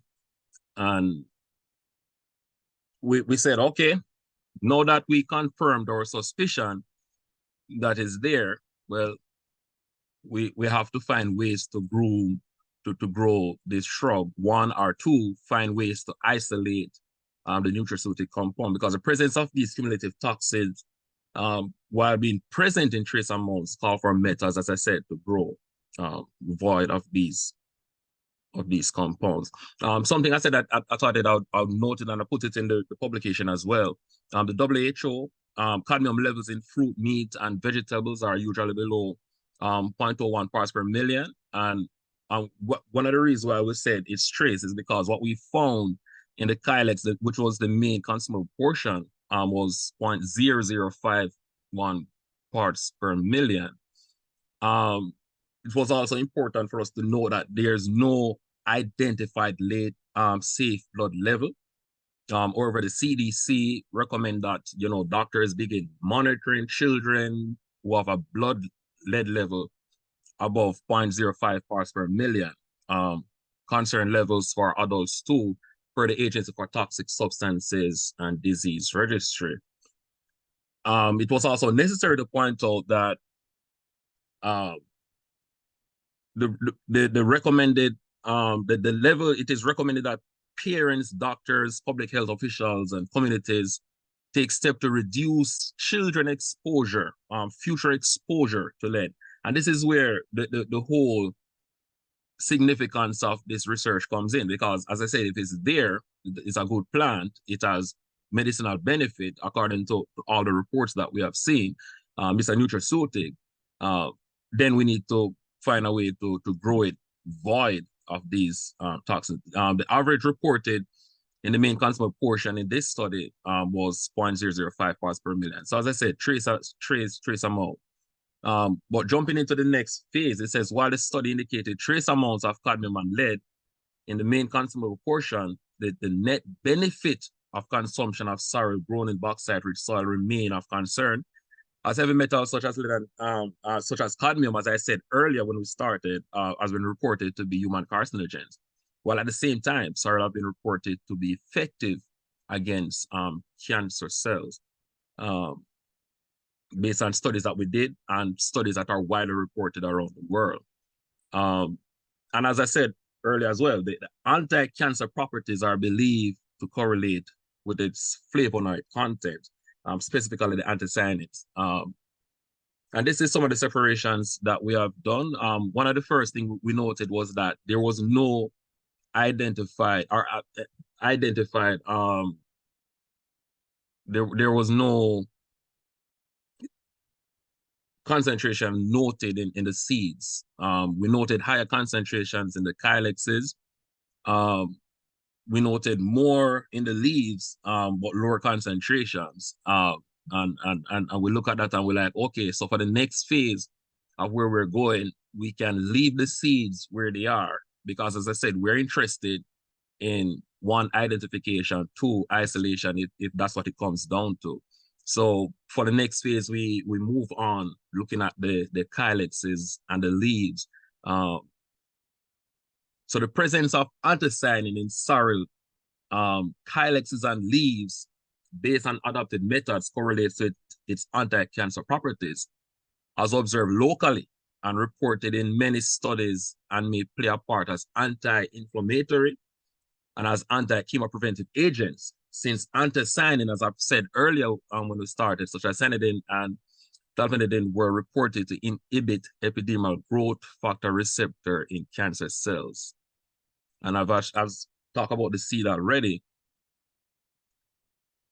This study shows that sorrel calyxes, seeds, and leaves have the potential health benefit that may help in the prevention and treatment of diseases, and that mitigation might be necessary to maximize the health benefit. And I think that's where we wanted to get to. We wanted to say, hey, we have a good plant. We have a plant that has been demonstrated from the local perspective. We know what is out there. So we did some work locally. We have a good plant that is effective. But once we're going to go forward with it, two, sensitize the public, and three, see how best we can groom these, grow these shrubs to get the maximum health benefit. And I think I'm going to stop there. Any question?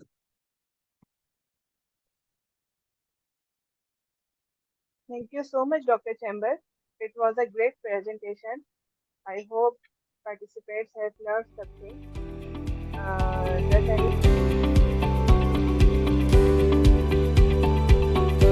I am not in streaming, but health problems led me to use this mode. In the last decades, the huge urbanization of the world population led to an increase in organic waste production, which is no longer sustainable. And the Food and Agriculture Organization estimated that 1.3 billion tons of edible food are lost or wasted every year. And moreover, if the organic waste is not disposed or treated, its management causes serious environmental hazards due to the emission of greenhouse gases during decomposition, and also this implies high costs. For this reason, nowadays, sustaining their impact is a priority, and the European Commission developed a long-term strategies to reach zero impact by 2050, supporting a circular economy strategy in order to give a second life to these waste products. And in this context, valorization of food waste as a possible source of bioactive and healthy compounds is of great interest. In the last years, different studies indicated that food waste are rich in bioactive compounds that help in reducing the risk of age-related pathologies because they possess antioxidant, antimicrobial or anti-inflammatory activities, and a wide range of bioactive compounds can be isolated and extracted from fruits and vegetable waste, as we can see in this table. Therefore, the aim of our research project, which has been supported by Cariplo Foundation, was to reuse the agri-food waste coming from the cultivation and also consumption of cereals and vegetables typical of a specific Italian region, Lombardy. Because these wastes could represent a good starting point to obtain innovative sources of bioactive compounds. So we selected 3 different cereals, rice, corn, and buckwheat, and 3 different vegetables, pumpkin, melon, and asparagus, and we investigated the wastes coming from them. Here today I will focus on rice husk because I have not enough time to show you all the results. Different green extraction approaches, including conventional extraction and microwave-assisted extraction methods with hydroalcoholic solvents or natural deep eutectic mixture solvents has been used. And the best extraction condition have been set up by the use of an experimental design, and the composition of each extract has been investigated by different analytical techniques, and once selected the best extraction conditions, the so obtained extract has been investigated for its antiglycative and antimicrobial properties. And finally, the bioaccessibility of the bioactive compounds coming from this extract has been evaluated by using an in vitro digestion model and in vitro digestion approach. 4 different green extraction methods were investigated to obtain the best extracts, and in particular the richest extract in polyphenols. In fact, both the conventional maceration, so solid liquid extraction, and a more innovative method such as microwave assisted extraction was used, and the efficiency for both the approaches of the traditional hydroalcoholic solvent was compared to the different natural deep euthetic solvent mixtures. These are novel solvents which has been which attracted the attention and the interest of the industry because their chemical inertness, but also their easy preparation and low cost, because they can be easily obtained by the combination of different natural constituents and in the specific by a hydrogen bond donors and a hydrogen bond acceptors. So by the interaction of both of them through a hydrogen bonds, through a hydrogen bonds, they can be easily used as a extraction solvent. For each method, the effect of the different parameters has been investigated by a design of experiment approach. And the factors investigated were the percentage of ethanol for hydroalcoholic mixture and the percentage of water in this, but also we consider temperature, time of extraction, and also solvent to solid to solvent ratio.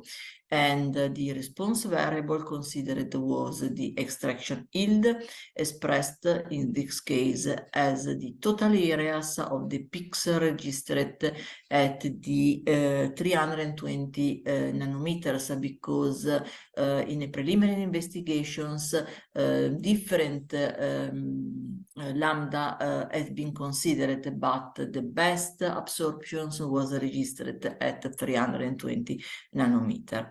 So the extraction and analysis conditions are here reported, and we have only to note that a solid phase extraction step should be used to extract, to eliminate the NADIS solvents before the chromatographic analysis.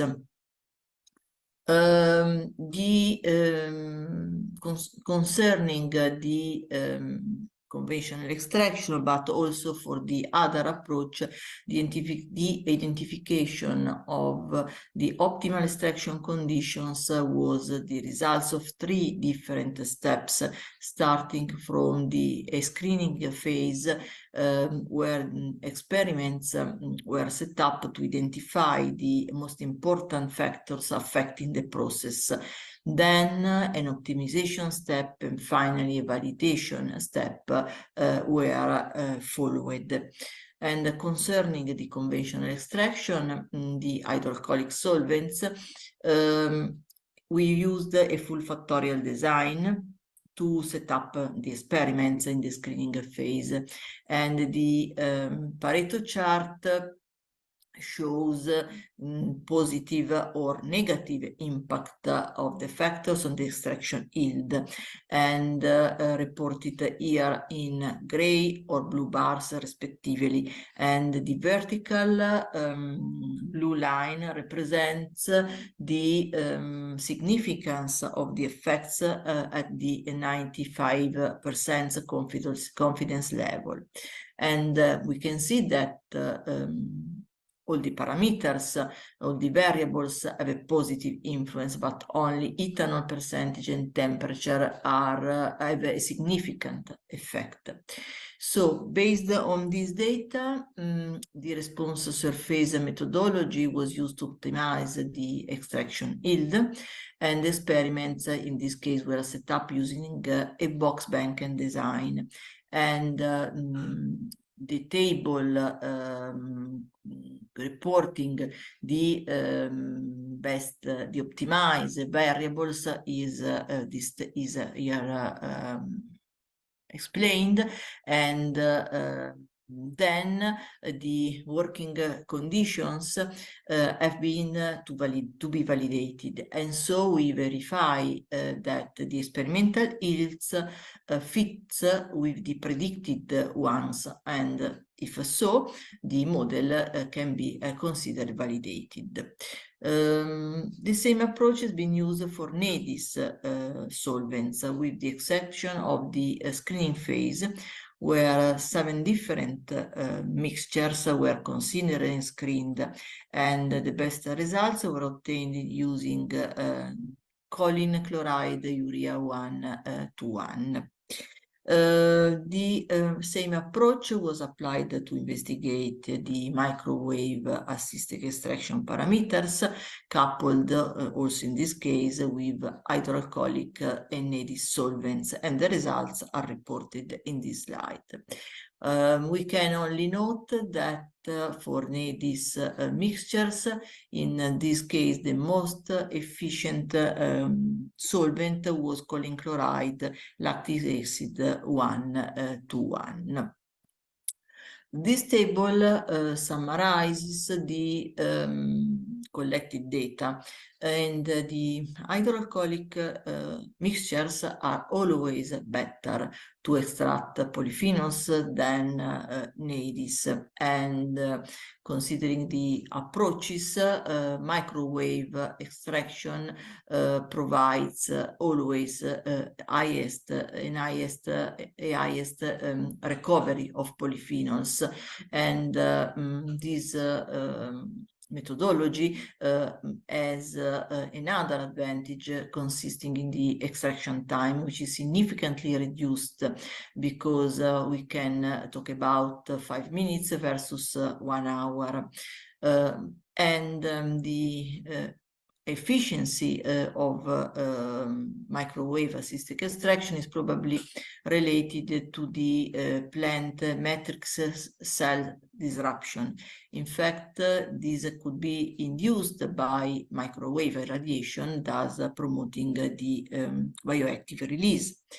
And to confirm this hypothesis, scanning electron microscopy analysis was performed, and this confirmed this hypothesis. In fact, pores, fractures on the material after irradiation with microwave are present, probably because these are associated with the effect of the rapid heating and internal pressure increasing caused by the microwave power.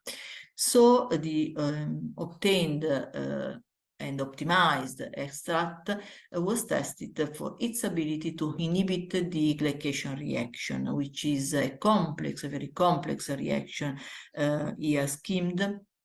And this reaction occurs between the carbonyl group of reducing sugar with an amino group of an amino acid or a protein, leading to the formation at the end of this cascade of reactions to the formation of the advanced glycation and products, the so-called AGEs, with the subsequent degeneration of the molecules involved.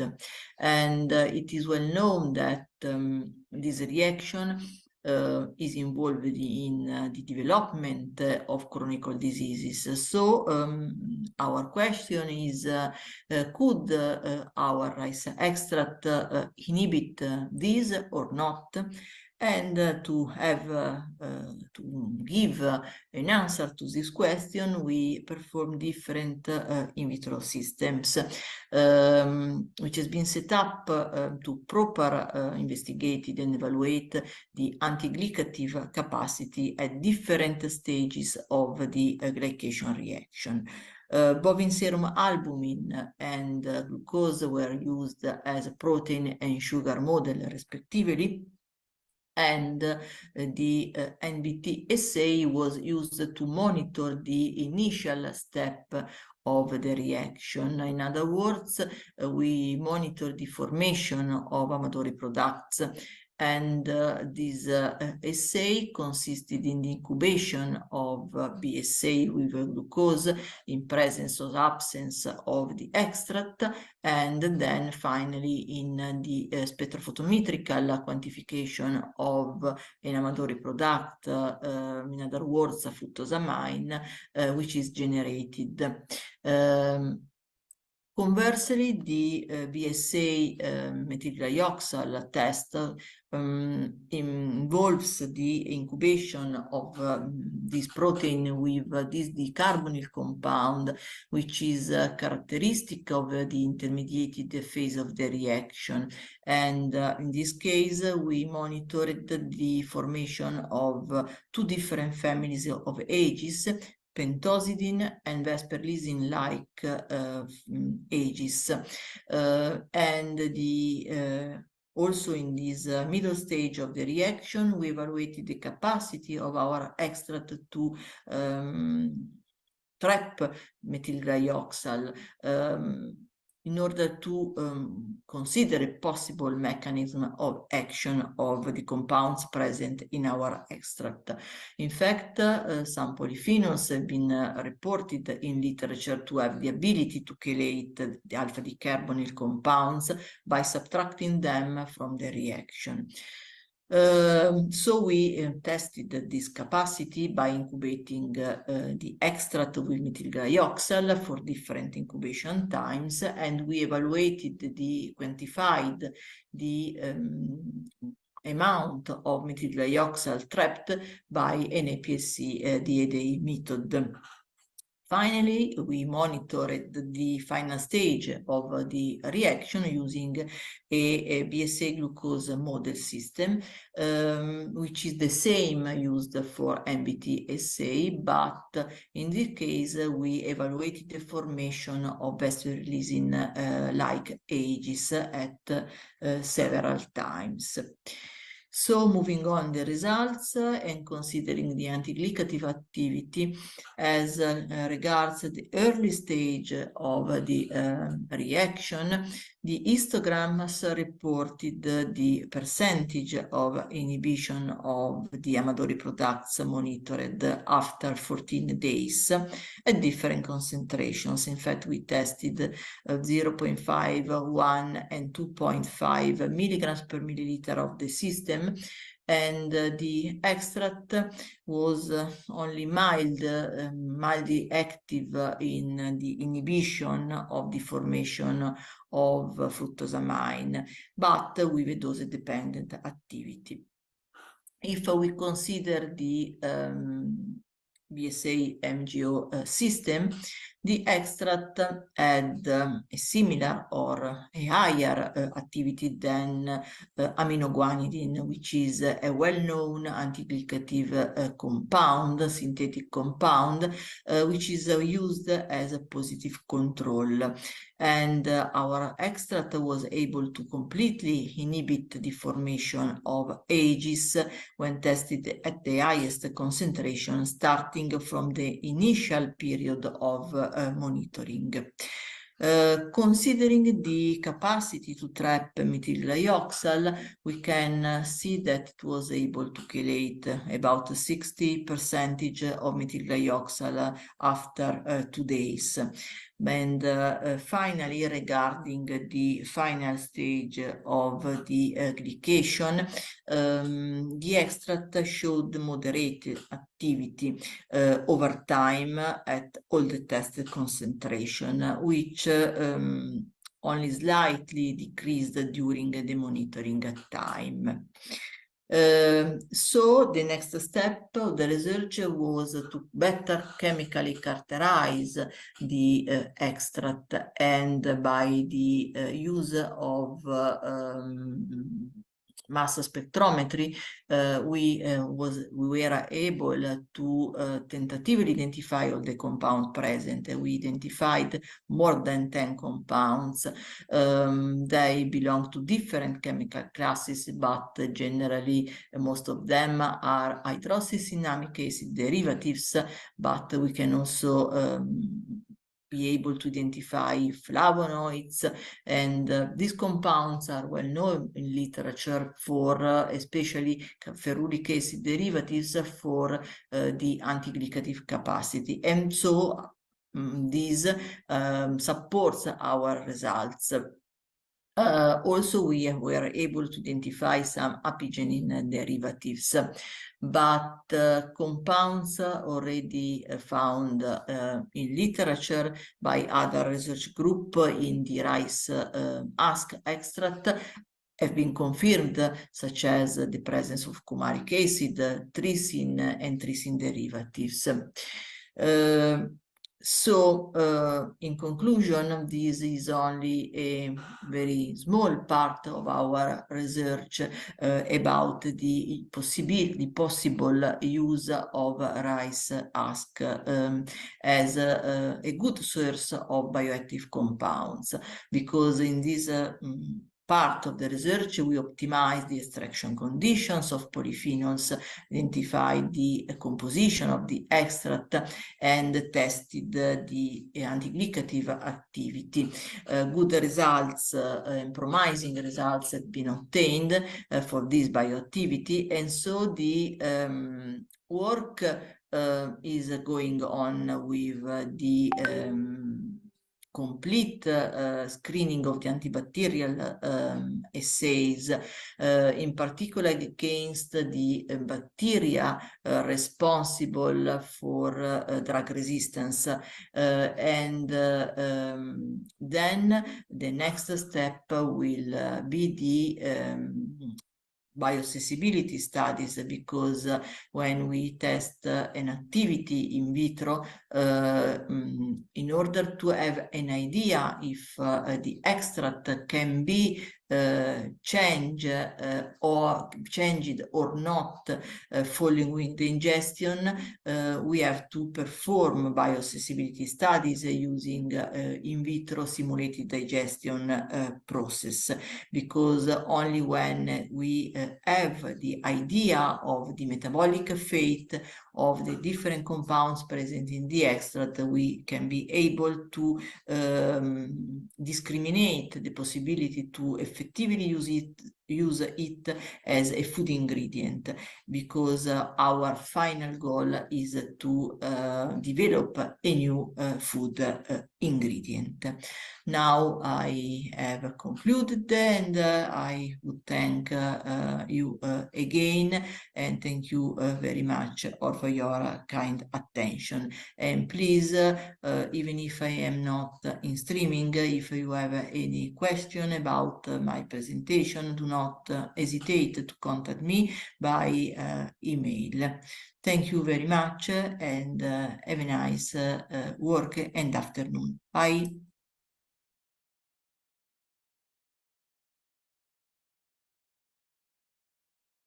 Okay, now I would like to call up Carmen Lettel.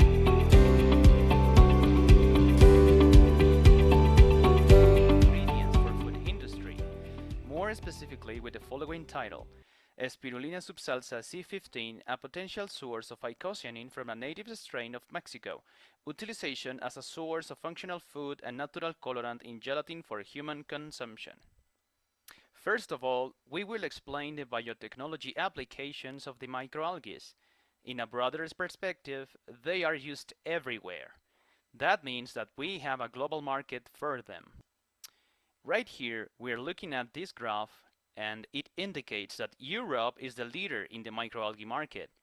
Then they are followed by the Asian Pacific countries, and Latin America appears lagging behind. Now let's concentrate a little bit further into this histogram, and as we can see, the first column, which is the more significant one, it is represented by the category food and beverages. Now this is not the only applications that the microalgae have, but certainly this is the most significant one. Furthermore, if we look at the compound annual growth rate, it is about 5%. Or in other words, that means that for every $100 that we invest, we are going to have in return $5 every single year. In addition to all of that, we can argue that in the coming years, in the near future, this market is going to grow. Maybe not exponentially, but very significantly and very interesting. Now, talking specifically of the phycocyanin, which is this blue pigment, once again, Europe and North America are the leading global market in this biotechnology industry. However, the compound annual growth rate is significantly higher compared with just the global market of the microalgae alone. Therefore, phycocyanin market valuation is up to reach $230 million by the next coming year 2029. So far, now it becomes more interesting, not only in the scientific field, but also in the entrepreneurship and business field. Moreover, once again, right here that we are looking at this histogram, it shows that the main application as well for this blue pigment, which we call phycocyanin, it is exactly the same significance and importance as the using of the microalgae alone. And they are used for food and beverages as well. The phycocyanin, it has predominantly more application in food and beverages.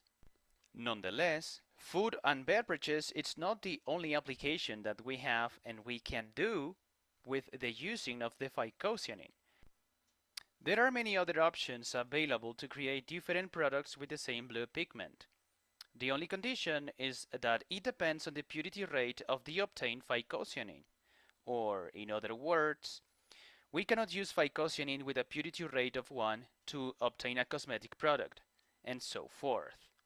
So that's why the extraction and purification procedures are pivotal and so important, because this will provide the necessary quality to the product that we want to develop, and vice versa, due to the fact that perhaps the purity rate of my phycocyanin is just enough for food grade. Furthermore, the blue pigment phycocyanin has multiple features to human health, such as antioxidant activity, anti-tumoral, anti-cancer, anti-inflammatory, antimicrobial, anti-diabetic, detoxifier, among many others, just to name a few. Now, what exactly is the phycocyanin? First of all, it's a structural protein that helps the cyanobacteria to harvest the extreme of the PAR range. And PAR stands for photosynthetic active radiation. So, the use of this proteic compound is mainly to absorb more light spectrum, meaning a wider range of colors from the light radiation.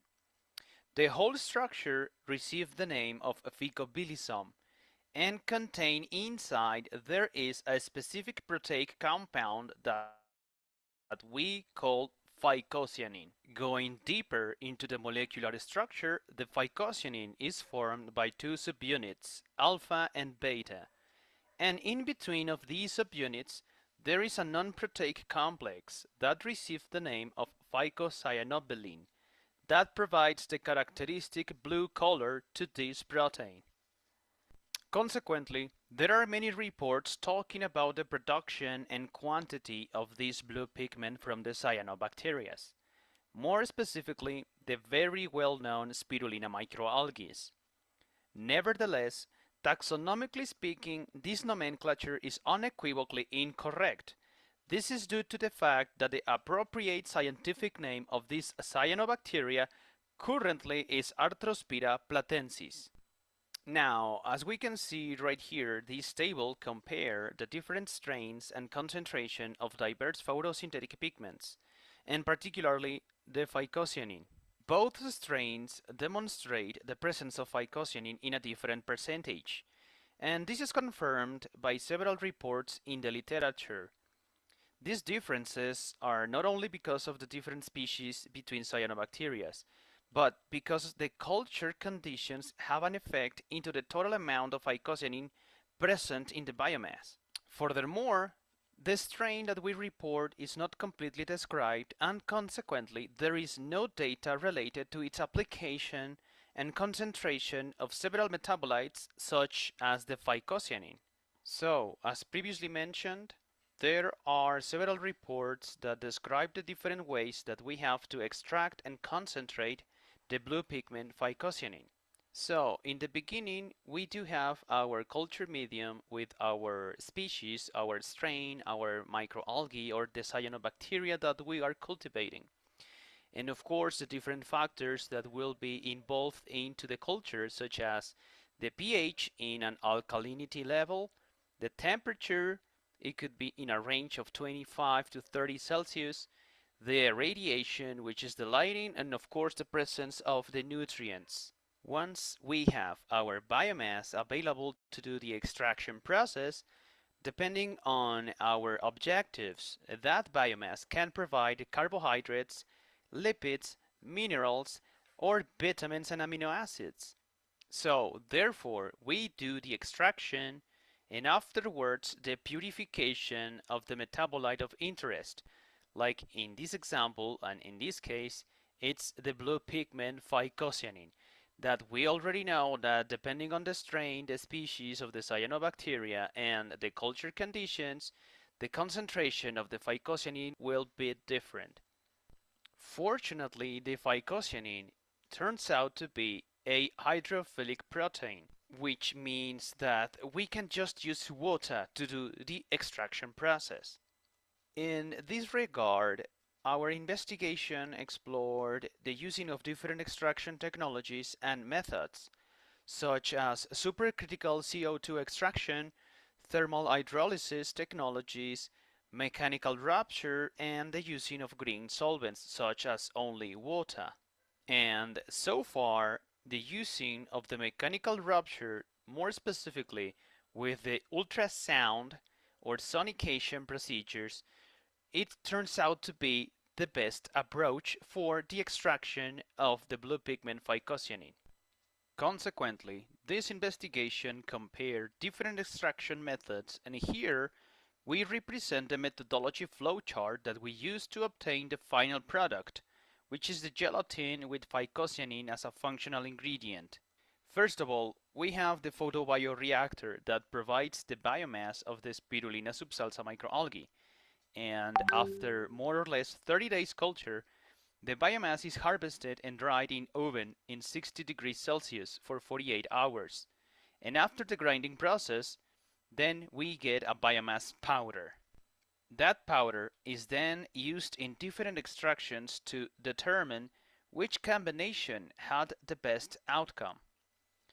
Therefore, we used ammonium sulfate with two different concentrations.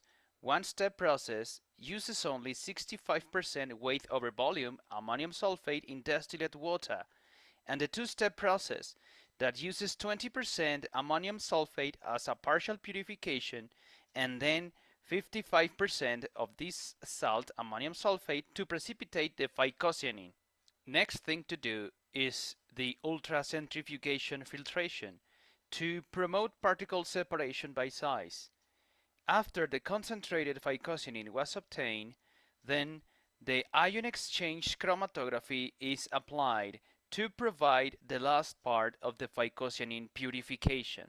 And finally, the SDS gel, that stands for sodium dodecyl sulfate polyacrylamide gel, it was done to make sure that the different extraction methods have the presence of phycocyanin and to increase its purity rate.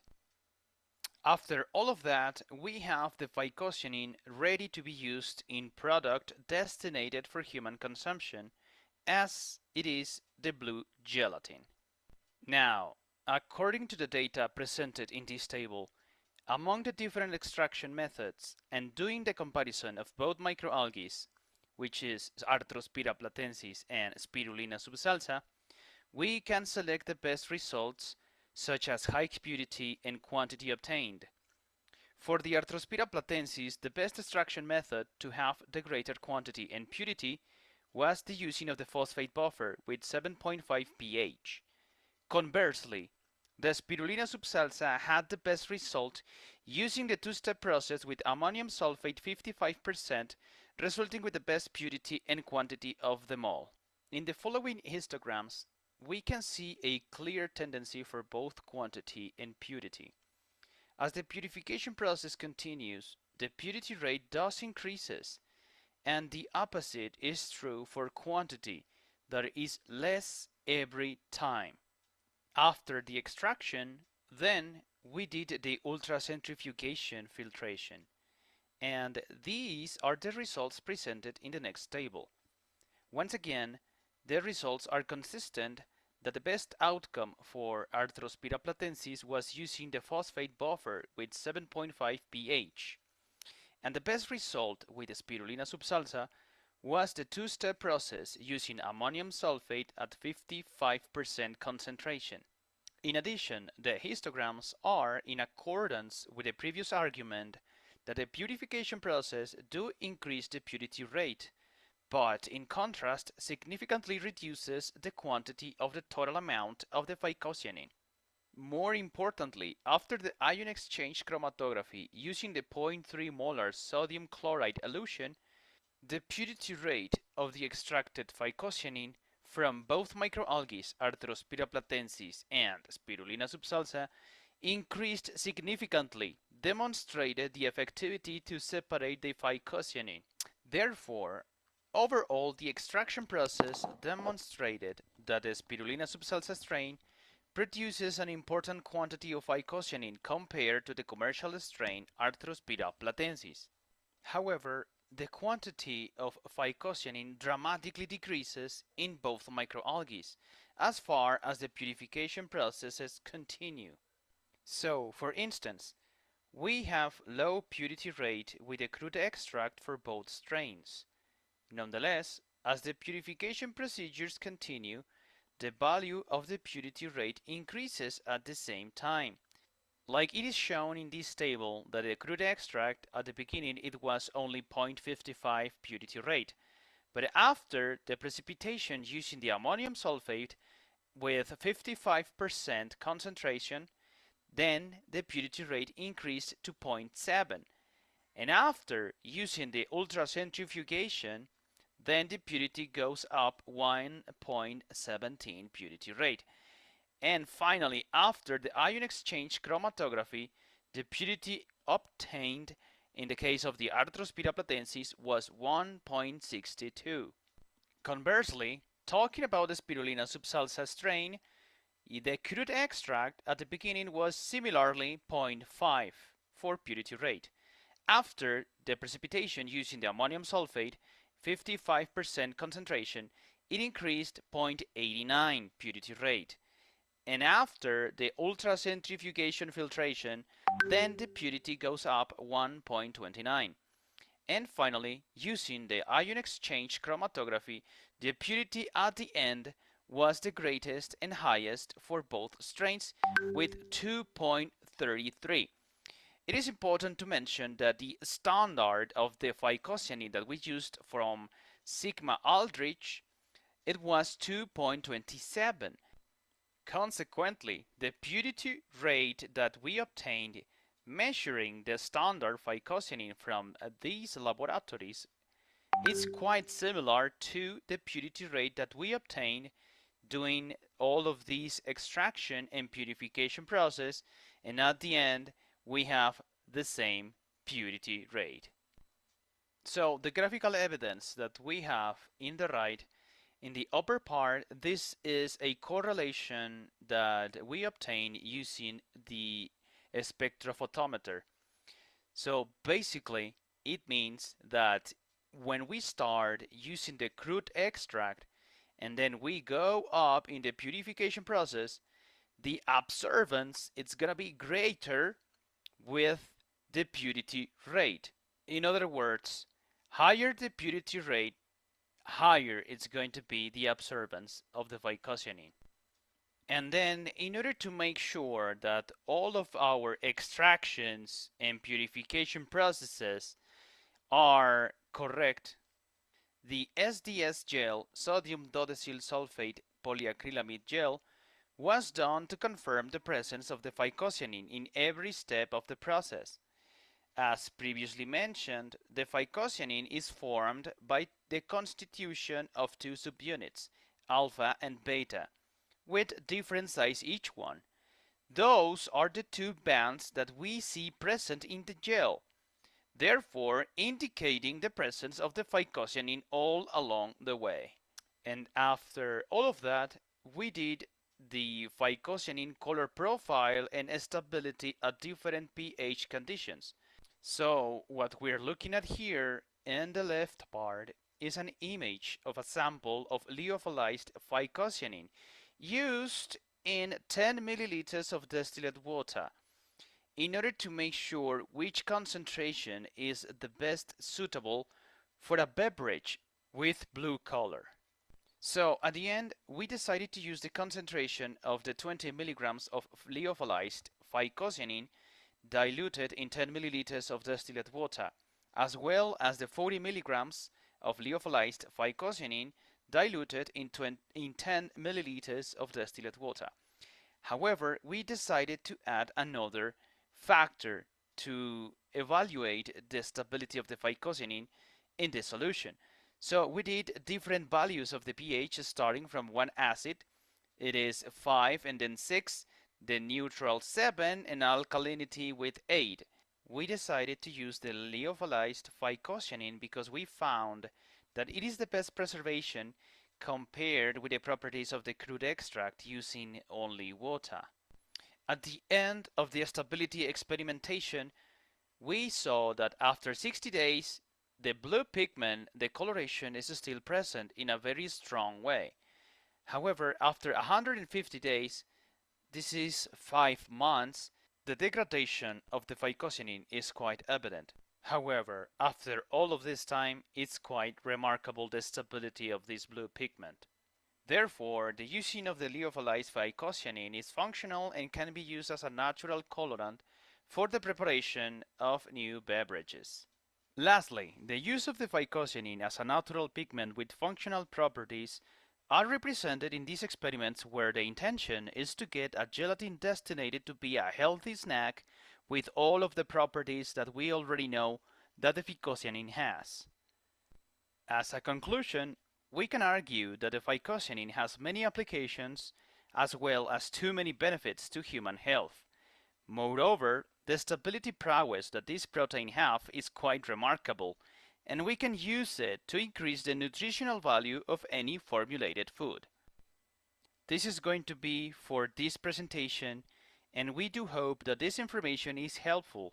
Thank you so much for your attention, and gladly will be attending any inquiry related to this subject. Farewell for now, and have a great day.